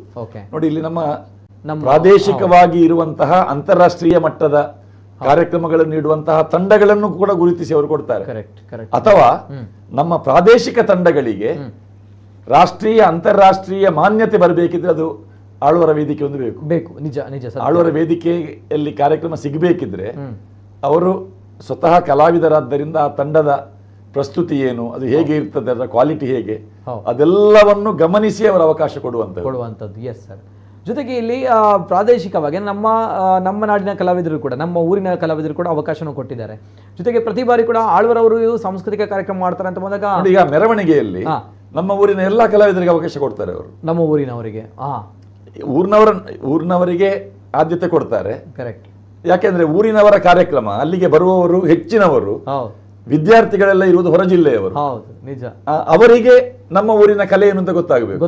ಫ್ಯಾಕ್ಟ್ ಸತ್ಯ. ಹೌದು. ಅದೇ ರೀತಿ ಬೇರೆ ಊರಿನ ಬೇರೆ ರಾಜ್ಯದ ಕಲೆಗಳು ಏನು ಅಂತ ನಮ್ಮವರಿಗೆ ಗೊತ್ತಾಗಬೇಕು. ಈ ಕಾರಣಕ್ಕಾಗಿ ಎಲ್ಲರನ್ನು ಮಿಕ್ಸ್ ಮಾಡಿ ಹಾಕ್ತಾರೆ. ಕರೆಕ್ಟ್. ಜೊತೆಗೆ ಸರ್, ಇಲ್ಲಿ ಆಳ್ವರ್ ಅವರು ಸಾಂಸ್ಕೃತಿಕ ಕಾರ್ಯಕ್ರಮ ಮಾಡ್ತಾರೆ. ಆ ಬೃಹತ್ ವೇದಿಕೆಯಲ್ಲಿ ಅವಕಾಶ ಸಿಗುವಂಥದ್ದು ಒಂದು ಭಾಗ್ಯ. ಸೊ ಹಾಗಿದ್ದಾಗ ಬಹಳಷ್ಟು ಸ್ಟಾರ್ ಗಾಯಕರು ಬರ್ತಾರೆ, ಸ್ಟಾರ್ ಕಲಾವಿದರು ಬರ್ತಾರೆ. ಸೊ ಹಾಗಿದ್ದಾಗ ಈ ಬಾರಿ ಯಾರಾದರೂ ಅಂತಹ ಸ್ಟಾರ್ ಕಲಾವಿದರು ಗಾಯಕರು ಯಾರಾದ್ರೂ ಇದ್ದಾರೆ? ಯಾಕಂದ್ರೆ ಶ್ರೇಯಾ ಘೋಷಲ್ ಅವರು, ಹೀಗೆ ವಿಜಯ ಪ್ರಕಾಶ್ ಅವರು, ಶಾನ್ ಅವರು, ಬಹಳಷ್ಟು ಜನರು ಬರ್ತಾ ಇದ್ರು. ಸೊ ಈ ಬಾರಿ ವಿರಾಸತ್ನಲ್ಲಿ ಏನಾದ್ರು ಸ್ಟಾರ್ ಕಲಾವಿದರಿದ್ದಾರಾ, ಹೇಗೆ ಅಂತ ಹೇಳಿ ಸರ್? ನೋಡಿ, ನಾಡಿದ್ದು ಶುಕ್ರವಾರ ತ್ರಿಪರ್ಣ ಭರತನಾಟ್ಯ, ಒಡಿಸ್ಸಿ, ಕಥಕ್ ನೃತ್ಯ ಸಂಗಮ ಅಂತ ಇದೆ. ಆಶಿಂ ಬಂಧು ಭಟ್ಟಾಚಾರ್ಯ ಕೋಲ್ಕತ್ತಾ ಅವರ ಸಂಯೋಜನೆಯಲ್ಲಿ ತ್ರಿಪರ್ಣ ಎನ್ನುವಂತ ಒಂದು ಹೊಸ ಪರಿಕಲ್ಪನೆಯ ಭರತನಾಟ್ಯ, ಒಡಿಸ್ಸಿ, ಕಥಕ್ ನೃತ್ಯ ಸಂಗಮ, ಆ ಒಂದು ವಿಶೇಷ ಕಾರ್ಯಕ್ರಮ ಇದೆ. ಮತ್ತೆ ಸಂಗೀತ ರಸದೌತಣ 25 ಖ್ಯಾತ ಕಲಾವಿದರು 3 ಗಂಟೆಗಳ ಭರ್ಜರಿ ಕಾರ್ಯಕ್ರಮ.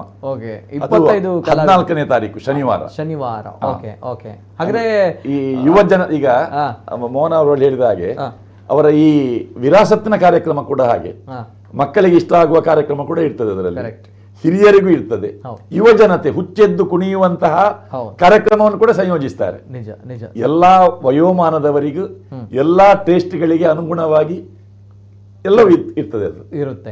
ಹಾಗಾದ್ರೆ ಆ ಒಂದು ಕಾರ್ಯಕ್ರಮದಲ್ಲಿ ನಾವು ಎಕ್ಸ್ಪೆಕ್ಟ್ ಮಾಡಬಹುದು ಖ್ಯಾತ ಗಾಯಕರು ಬಹುಶಃ ಶುಕ್ರವಾರ ಬರಬಹುದು. ಹೌದು ಅಲ್ವಾ ಸರ್? ಶನಿವಾರ ಸಂಗೀತ ರಸದೌತಣ ಖ್ಯಾತ 25 ಕಲಾವಿದರಿಂದ 3 ಗಂಟೆಗಳ ಭರ್ಜರಿ ಸಂಗೀತ ರಸದೌತಣ. Okay okay. ಹಾಗಾದ್ರೆ ಸ್ಟಾರ್ ಗಾಯಕರು ಬಹುಶಃ ಆ ಸಂದರ್ಭ ಬರಬಹುದು ಶನಿವಾರ. ಭಾನುವಾರ ಏನ್ ಸರ್, ಏನ್ ಕತೆ? ಭಾನುವಾರ ಸಂಜೆ ಸಾಂಸ್ಕೃತಿಕ ಕಾರ್ಯಕ್ರಮ ಇಲ್ಲ. ಭಾನುವಾರ ಸಂಜೆ. Okay okay. ಭಾನುವಾರ ಇಡೀ ಏನೆಲ್ಲ ಇದ್ರು ಕೂಡ ಅದೆಲ್ಲ ಕೃಷಿ ಮೇಳ, ಆಹಾರ ಮಳಿಗೆ ಇಲ್ಲೇ ಇರಬೇಕಲ್ಲ. ಓಕೆ. ಅಂದ್ರೆ ಸೋಮವಾರ ಕೂಡ ಇಲ್ಲ? ಸೋಮವಾರ ಕೂಡ ಬರೀ ಮಳಿಗೆಗಳು ಮಾತ್ರ ಇರ್ತದೆ. Okay okay okay. ಎಸ್, ಇದು ಪ್ರಮುಖವಾಗಿ ಯಾವೆಲ್ಲ ಸಾಂಸ್ಕೃತಿಕ ಕಾರ್ಯಕ್ರಮಗಳು ಆ ಬೃಹತ್ ಆಗಿರುವಂತಹ ಸಾಂಸ್ಕೃತಿಕ ವೇದಿಕೆಗಳಲ್ಲಿ ಇಲ್ಲಿ ನಡಿಲಿಕ್ಕೆ ಇದೆ ಅನ್ನುವಂಥದ್ದು. ಮತ್ತೆ ಈ ಕೈಮಗ್ಗದ ವಸ್ತುಗಳ ಪ್ರದರ್ಶನ, ಪ್ರಾತ್ಯಕ್ಷಿಕ ಅದೆಲ್ಲ ಇದೆ. Okay okay. ಆ ನೇಕಾರರ ಬಗ್ಗೆ ವಿಶೇಷವಾದಂತಹ ಒಂದು ಕಾಳಜಿಯನ್ನು ಇರಿಸಿಕೊಂಡು ಒಂದು ವಿಭಾಗವನ್ನು ಪ್ರತ್ಯೇಕ ನೇಕಾರರಿಗಾಗಿಯೇ ಒಂದು ವಿಭಾಗ ಇದೆ ಅಲ್ಲಿ. ಆದ್ರಿಂದ ಈ ಕೈಮಗ್ಗದ ನೇಕಾರರ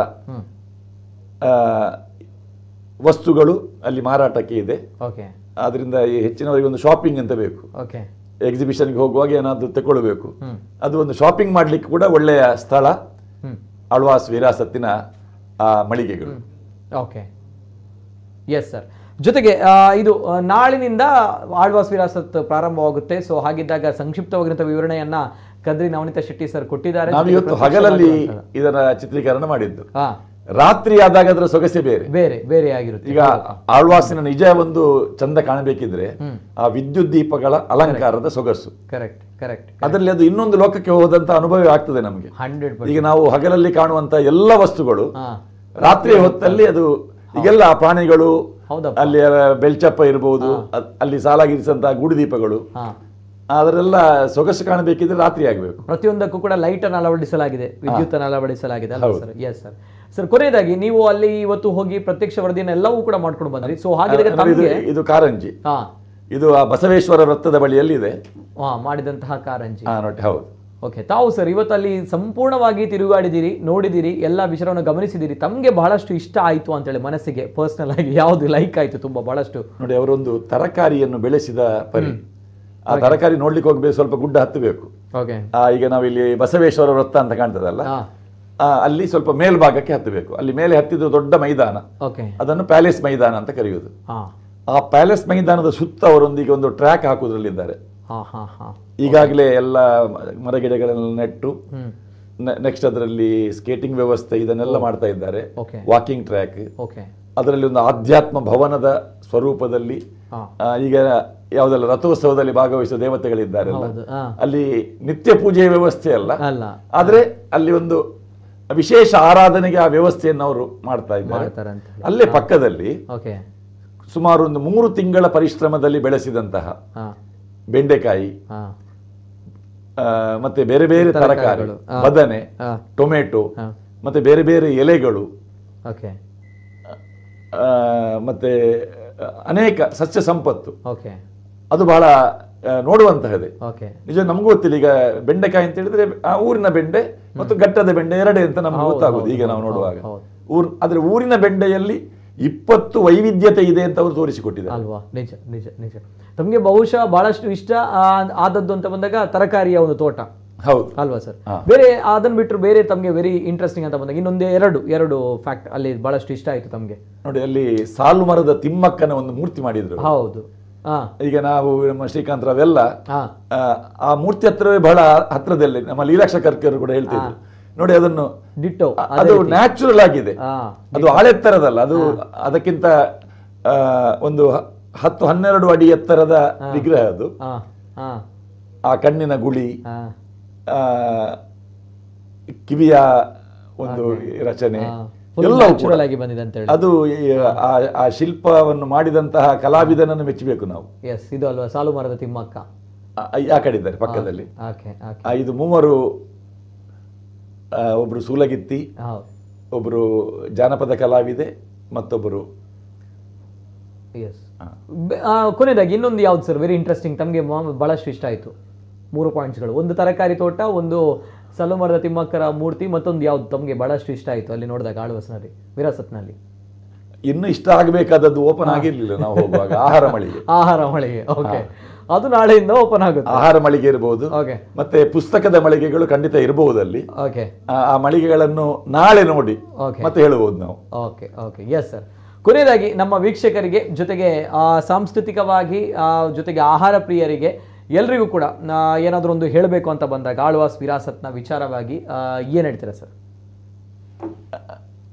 ಆಳ್ವರ ಉದ್ದೇಶವೇ ಜನರು ಬರಬೇಕು ಅಂತ, ಅವರ ಕಾಳಜಿ ಇದನ್ನೆಲ್ಲ ನೋಡಬೇಕು ಅಂತ. ಈಗ ಈ ಫಲ ವಸ್ತುಗಳ ಪ್ರದರ್ಶನ ಇರಬಹುದು, ಪುಷ್ಪ ಪ್ರದರ್ಶನ ಇರಬಹುದು, ಇದು ಸರಕಾರಿ ಮಟ್ಟದಲ್ಲಿ ಆಗುವ ಕೂಡ ಅದಕ್ಕೆ ಟಿಕೆಟ್ ಇರ್ತದೆ. ಹೌದು, ನಿಜ, ಸತ್ಯ. ಆದ್ರೆ ಇಡೀ ಇಷ್ಟು ದೊಡ್ಡ ಕಾರ್ಯಕ್ರಮ, ಈಗ ಅಂತಾರಾಷ್ಟ್ರೀಯ ಮಟ್ಟದ ಕಲಾವಿದರು ಭಾಗವಹಿಸುವಂತಹ ಕಾರ್ಯಕ್ರಮ, ಟಿಕೆಟ್ ಇರುತ್ತೆ ಬೇರೆ ಕಡೆಗಳಲ್ಲಿ, ಬೇರೆ ಟಿಕೆಟ್ ಇಟ್ಟು ಇರುವಂತಹ ಕಾರ್ಯಕ್ರಮ, ಇದೆಲ್ಲ ಉಚಿತ. ಈ ಉಚಿತ ಕಾರ್ಯಕ್ರಮವನ್ನು ಮತ್ತೆ ಮನರಂಜನೆ ಖಚಿತ, ಅದಕ್ಕೆ 100% ಅಷ್ಟು ಇರುವ ಕಾರ್ಯಕ್ರಮಕ್ಕೆ, ನಮ್ಮ ಊರಲ್ಲಿ ಆಗುವ ಕಾರ್ಯಕ್ರಮಕ್ಕೆ ಬನ್ನಿ ಅಂತ ಅವ್ರಿಗೆ ಕರೆದಾಗ ಅವ್ರು ಹೇಳಿದ್ರು, ನಮ್ಗೆ ಎಲ್ರಿಗೆ ಮನೆಗೆ ಹೋಗಿ ಆಮಂತ್ರಣ ಕೊಡ್ಲಿಕ್ಕೆ ಆಗುದಿಲ್ಲ, ಆಮಂತ್ರಣ ಪತ್ರಿಕೆಯನ್ನು ಮುಟ್ಟಿಸ್ಲಿಕ್ಕೆ ಆಗುದಿಲ್ಲ, ನಮ್ಮ ಕುಡ್ಲದ ಮಾಧ್ಯಮದ ಮೂಲಕವೇ ನಾನು ಹೇಳ್ತಾ ಇದ್ದೇನೆ, ಎಲ್ಲರೂ ಬನ್ನಿ ಅಂತ. ಬರುವಾಗ ಮನೆ ಮಂದಿ ಎಲ್ಲ ಬನ್ನಿ ಅಂತ ಹೇಳ್ತಾರೆ ಅವರು. ಎಲ್ಲರಿಗೂ ಕಾಣುವ ರೀತಿಯಲ್ಲಿ ಅದು ಇದೆ. ಮತ್ತೆ ಅವರ ಈ ಸಲದ ಆಶಯ ಅದನ್ನು ಅವರು ಸ್ಪಷ್ಟವಾಗಿ ಹೇಳಿದ್ದಾರೆ. ನಮ್ಮ ಕೃಷಿ ಬದುಕು, ಈ ತರಕಾರಿಗಳನ್ನು, ಹೂಗಿಡಗಳನ್ನು ಬೆಳೆಸುವ ಪ್ರವೃತ್ತಿಯನ್ನು ನಮ್ಮ ಕರಾವಳಿಯವರು, ನಮ್ಮ ಊರಿನವರು ಅದನ್ನು ಬೆಳೆಸಿಕೊಳ್ಳೋಣ. ಅವರು ಒಂದು ಮಾತನ್ನು ಉಲ್ಲೇಖಿಸಿದ್ರು.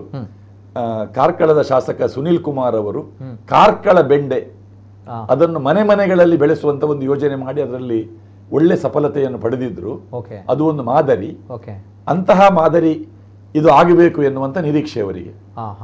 ನಮ್ಮ ಊರಿನ ತರಕಾರಿಗಳನ್ನು ನಮ್ಮ ಮನೆ ಅಂಗಳದಲ್ಲಿ ನಾವು ಬೆಳೆಸೋಣ, ಬೆಳೆಸಬೇಕು ಎನ್ನುವ ಆ ಒಂದು ಪ್ರಜ್ಞೆ ಈ ವಿರಾಸತ್ನ ಮೂಲಕ ಸಾಕಾರಗೊಳ್ಳಬೇಕು ಎನ್ನುವುದು ಆಳ್ವರ ಆಶಯ. ಕೃಷಿ ಬದುಕಿಗೆ ಬಹಳಷ್ಟು ಒತ್ತನ್ನು ಕೊಡಬೇಕು ಅನ್ನುವಂಥದ್ದು ಅಲ್ವಾ ಸರ್? ಮತ್ತೆ ಈ ಕಾರ್ಯಕ್ರಮ ಈಗ ನಾಳೆ ಆರಂಭ ಆದದ್ದು, ನಾಡಿದ್ದು ಸೋಮವಾರ ತನಕ ಇದೆ. ಮತ್ತೆ ಬಂದವರು ಒಮ್ಮೆ ಬಂದು ಹೋಗುವುದು ಮಾತ್ರ ಅಲ್ಲ, ಅಲ್ಲಿ ತುಂಬಾ ಹೊತ್ತು ಇರಬೇಕು, ಮತ್ತೆ ಎಲ್ಲಾ ವಿಭಾಗಗಳಿಗೆ ಹೋಗಬೇಕು ಅಂತ. ಕರೆಕ್ಟ್ ಕರೆಕ್ಟ್ ಕರೆಕ್ಟ್, ನಿಜ ನಿಜ. ಎಸ್, ಇದು ಆಳ್ವಾಸ್ ವಿರಾಸತ್ 2024 ಈ ಬಾರಿ 30ನೇ ವರ್ಷದ ಸಂಭ್ರಮದಲ್ಲಿದೆ. ಹಾಗಿದ್ದಾಗ ಆಳ್ವಾಸ್ ವಿರಾಸತ್ ಅಂತ ಬಂದಾಗ ಹೇಳಬೇಕಾ ಕೇಳಬೇಕಾ, ಯಾಕಂದರೆ ಅಷ್ಟು ಅತ್ಯದ್ಭುತವಾಗಿ ನಡೀತು ಪ್ರತಿ ವರ್ಷ. ಅದರಲ್ಲೂ ಕೂಡ ಈ ಬಾರಿ 30 ವರ್ಷ ಅಂತ ಬಂದಾಗ ಬಹಳಷ್ಟು ವಿಭಿನ್ನತೆ ಇದೆ, ಬಹಳಷ್ಟು ಹೊಸತನ ಇದೆ, ಕಣ್ಣಿಗೆ ಹಬ್ಬ ಇದೆ. ಇದನ್ನು ಪೂರ್ವ ಸಿದ್ಧತೆಯಲ್ಲಿ ನೋಡಿದಾಗ ನಮ್ಗಳಿಗೆ ಗೊತ್ತಾಗುತ್ತೆ. ಇವತ್ತು ಕದ್ರಿ ನವನಂತೆ ಶೆಟ್ಟಿ ಸರ್ ಅಲ್ಲಿಗೆ ಹೋಗಿದ್ದಾರೆ, ಜೊತೆಗೆ ಅದನ್ನು ಸ್ವತಃ ಅನುಭವಿಸಿದ್ದಾರೆ. ಅದೇ ಒಂದನ್ನು ಮಿಸ್ ಮಾಡ್ಕೊಂಡಿದೆ, ಅದು ಆಹಾರ ಮೇಳಗಳು ನಾಳಿಂದ ಶುರುವಾಗುತ್ತೆ. ಸೊ ಏನೆಲ್ಲ ವೆರೈಟಿ ಫುಡ್ಗಳಿವೆ, ಜೊತೆಗೆ ಯಾವ ರೀತಿ ಇರಲಿಕ್ಕಿದೆ, ಜೊತೆಗೆ ವಿದ್ಯುತ್ ದೀಪಗಳಿಂದ ಯಾವ ರೀತಿ ಶೃಂಗಾರಗೊಳ್ಳುತ್ತೆ ಆಳ್ವಾಸ್ ಶಿಕ್ಷಣ ಸಂಸ್ಥೆ, ಜೊತೆಗೆ ಆಳ್ವಾಸ್ ಅನ್ನುವಂತಹ ಒಂದು ಸಾಮ್ರಾಜ್ಯ, ಜೊತೆಗೆ ಅತ್ಯದ್ಭುತವಾಗಿರುವಂತಹ ಒಂದು ವಿದ್ಯಾಕಾಶಿ ಅಂತ ಬಂದಾಗ ಅದು ನೀವು ನಾಳೆ ನೋಡಬೇಕಾಗುತ್ತೆ. ಯಾಕಂದರೆ ನಾಳೆ ಅಧಿಕೃತವಾಗಿರುವಂಥ ಉದ್ಘಾಟನೆ ಆಗಲಿಕ್ಕಿದೆ. ಸೊ ಸಂಜೆಯ ಹೊತ್ತಿನಲ್ಲಿ ಆಹಾರ ಮೇಳಗಳು ಬೆಳಗ್ಗೆಯಿಂದ ಓಪನ್ ಆಗಲಿಕ್ಕಿದೆ. ತದನಂತರ ಸೋಮವಾರದವರೆಗೂ ಕೂಡ ಆಹಾರ ಮೇಳಗಳು ಇರುತ್ತೆ, ಎಕ್ಸಿಬಿಷನ್ಗಳು ಇರುತ್ತೆ. ನಾಳಿನ ದಿನ ಅತಿ ಪ್ರಮುಖವಾಗಿರುವಂಥ ದಿನ, ಯಾಕಂದರೆ ಆ ಒಂದು ಮೆರವಣಿಗೆಗಳು, ಕಲಾವಿದರ ಮೆರವಣಿಗೆಗಳು, 3000 ಕಲಾವಿದರು, ಜೊತೆಗೆ ಆ ರೀತಿ ಬಹಳಷ್ಟು ಕಲಾ ತಂಡಗಳು ಅಲ್ಲಿ ಸೇರುತ್ತೆ ಅಂತ ಬಂದಾಗ ಅತ್ಯದ್ಭುತವಾಗಿರುವಂಥ ಬೃಹತ್ ಆಗಿರುವಂಥ ಭವ್ಯವಾಗಿರುವಂಥ ವೇದಿಕೆಯಲ್ಲಿ ಆಳ್ವಾಸ್ ವಿರಾಸತ್ನ ಅಧಿಕೃತ ಉದ್ಘಾಟನೆ ನಾಳೆ ಆಗಲಿಕ್ಕಿದೆ. ಸೊ ಹಾಗಿದ್ದಾಗ ಡಾಕ್ಟರ್ ಎಂ ಮೋಹನ್ ಆಳ್ವ ಅವರ ಪರಿಕಲ್ಪನೆ, ಅವರ ಆಲೋಚನೆಗಳು, ಜೊತೆಗೆ ಅವರ ವಿಷನ್ ಒಂದು ನಾವು ಏನು ಟಚ್ ಮಾಡಲಿಕ್ಕೆ ಆಗಲ್ಲ, ಜೊತೆಗೆ ನಾವು ಯೋಚನೆ ಮಾಡಲಿಕ್ಕೆ ಆಗಲ್ಲ. ಸೊ ಅಂಥ ಅತ್ಯದ್ಭುತವಾಗಿರುವಂತಹ ಸಾಂಸ್ಕೃತಿಕ ರಾಯಭಾರಿ ಡಾಕ್ಟರ್ ಎಂ ಮೋಹನ್ ಆಳ್ವ ಅವರು, ಅವರ ಆಳ್ವಾಸ್ ವಿರಾಸತ್ 2024 ನಾಳಿನಿಂದ ನಡೀಲಿಕ್ಕಿದೆ. ನಾವೆಲ್ಲರೂ ಕೂಡ ಹೋಗಬೇಕು. ಜೊತೆಗೆ ಇವೆಲ್ಲದರ ಜೊತೆಗೆ ಇಂತಹ ಒಂದು ಅತ್ಯದ್ಭುತವಾಗಿರುವಂತಹ ಶಿಕ್ಷಣ ಸಂಸ್ಥೆ, ಜೊತೆಗೆ ಇಂತಹ ಒಂದು ಅತ್ಯದ್ಭುತವಾಗಿರುವಂತಹ ಒಂದು ಕಾರ್ಯಕ್ರಮವನ್ನು ಮಾಡುವ ಮೂಲಕ ನಾಡು, ದೇಶ, ಇಡೀ ಜಗತ್ತಿನಾದ್ಯಂತ ನಮ್ಮ ಗಮನವನ್ನು ಸೆಳೆದುಕೊಂಡಿರುವಂತಹ ಡಾಕ್ಟರ್ ಎಂ ಮೋಹನ್ ಆಳ್ವರಿಗೆ ಹ್ಯಾಟ್ಸ್ ಆಫ್ ಅಂತ ನಾವು ಪ್ರತಿ ಬಾರಿ ಹೇಳ್ತೀವಿ. ಯಾಕಂತ ಬಂದಾಗ ಬಿಕಾಸ್ ಆಫ್ ಮೋಹನ್ ಆಳ್ವ ನಮ್ಮ ಒಂದು ಮೂಡಬಿದ್ರೆ, ಜೊತೆಗೆ ನಮ್ಮ ಒಂದು ತುಳುನಾಡು, ಜೊತೆಗೆ ನಮ್ಮ ಒಂದು ಕರಾವಳಿ ಭಾಗ ಇಡೀ ವಿಶ್ವದಾದ್ಯಂತ, ದೇಶದಾದ್ಯಂತ ಗುರುತಿಸಿಕೊಳ್ತಾ ಇದೆ. ಅದು ನಮಗೆ ಹೆಮ್ಮೆ ಅಂತ ಹೇಳ್ತಾ ಎಲ್ಲರೂ ಕೂಡ ಆಳ್ವಾಸ್ ವಿರಾಸತಿಗೆ ನಾವೆಲ್ಲರೂ ಕೂಡ ಹೋಗೋಣ. ಈ ಒಂದು ಕಾರ್ಯಕ್ರಮ ಅತ್ಯದ್ಭುತವಾಗಿ ಯಶಸ್ಸಾಗಲಿ ಅಂತ ನಮ್ಮ ಹಾರೈಕೆ ಅಲ್ವಾ ಸರ್? ಈಗ ನಾಳೆ ಸಂಜೆ 5:30ರಿಂದ 9:30 ತನಕ ಈಗ ಮನೆಗಳಲ್ಲಿ ಟಿವಿಯಲ್ಲಿ ಕಾರ್ಯಕ್ರಮ ನೋಡುವವರು ನಾಳೆ ತಪ್ಪಿಸಿಕೊಳ್ಬೇಡಿ. ಓಕೆ. ಯಾಕೆಂದ್ರೆ ಅದ್ಭುತವಾದ ಕಾರ್ಯಕ್ರಮ, ಪೂಜ್ಯ ವೀರೇಂದ್ರ ಹೆಗ್ಗಡೆಯವರು ಕಾರ್ಯಕ್ರಮದ ಉದ್ಘಾಟನೆ ಮಾಡ್ತಾರೆ. ನಂತರ ನಡೆಯುವಂತಹ ಮೆರವಣಿಗೆ, ಆ ಮೆರವಣಿಗೆಯನ್ನು ಅಲ್ಲಿಗೆ ಬರ್ಲಿಕ್ಕೆ ಆಗದವರು ಮನೆಯಲ್ಲೇ ಟಿವಿಯಲ್ಲಿ ಕುಳಿತುಕೊಂಡು ನೋಡಿ. ಯಾರಿಗೆಲ್ಲ ಸಾಧ್ಯ ಇದೆ, ಆ 2 ಗಂಟೆಗಳ ಅವಧಿಯಲ್ಲಿ ನಮಗೆ ಸಿಗುವ ಅಭೂತಪೂರ್ವವಾದಂತಹ ಒಂದು ಅನುಭೂತಿಯನ್ನು ಪಡೆಯಬೇಕಿದ್ರೆ ಅದು ಆಳ್ವಾಸ್ ಕ್ಯಾಂಪಸ್ಗೆ ಬರಬೇಕು. ಮತ್ತೆ ಸಮಯಕ್ಕೆ ಸರಿಯಾಗಿ ಬಂದ್ರೆ ಮಾತ್ರ ಅಲ್ಲಿ ಸೀಟ್ ಸಿಗ್ತದೆ. ಸತ್ಯ. ಹೌದು. 50,000 ಮಂದಿ ಕುಳಿತು ನೋಡಬಹುದಾದಂತಹ ವೇದಿಕೆ ಅದು. ಅಷ್ಟು ವ್ಯವಸ್ಥೆ ಇದೆ. ಬನ್ನಿ, ಒಂದು ಸೊಗಸಾದ ಕಾರ್ಯಕ್ರಮದಲ್ಲಿ ಒಂದು ಒಳ್ಳೆಯ ಅನುಭೂತಿಯನ್ನು ಪಡೆಯಿರಿ. Yes sir, thank you sir, thank you so much. ಇದು ಕದ್ರಿ ನವನೀತ ಶೆಟ್ಟಿ ಸರ್ ಇವತ್ತು ಅಲ್ಲಿ ನೇರವಾಗಿ ಹೋಗಿ ಪ್ರತ್ಯಕ್ಷ ವರದಿಯನ್ನು ಮಾಡಿದ್ದಾರೆ. ಜೊತೆಗೆ ನಾಳಿನ ಕಾರ್ಯಕ್ರಮವು ಕೂಡ ನಮ್ಮ ಕುಡ್ಲ ವಾಹಿನಿಯಲ್ಲಿ ನೇರ ಪ್ರಸಾರ ಆಗಲಿಕ್ಕಿದೆ. ಸಂಪೂರ್ಣ ಸೋಮವಾರದವರೆಗೂ ಕೂಡ ನೇರ ಪ್ರಸಾರ ನಮ್ಮ ಕುಡ್ಲ ವಾಹಿನಿಯಲ್ಲಿ ಆಗಲಿಕ್ಕಿದೆ. ಜೊತೆಗೆ ಅಲ್ಲಿಗೂ ಹೋಗಬೇಕು, ಜೊತೆಗೆ ಅಲ್ಲಿಗೆ ಹೋದಾಗ ಮಾತ್ರ ಆ ಅನುಭವ ಆಗಲಿಕ್ಕೆ ಸಾಧ್ಯ ಅಂತ ಹೇಳ್ತಾ ಎಲ್ಲರಿಗೂ ಕೂಡ ಒಳ್ಳೆಯದಾಗಲಿ. ಧನ್ಯವಾದಗಳು.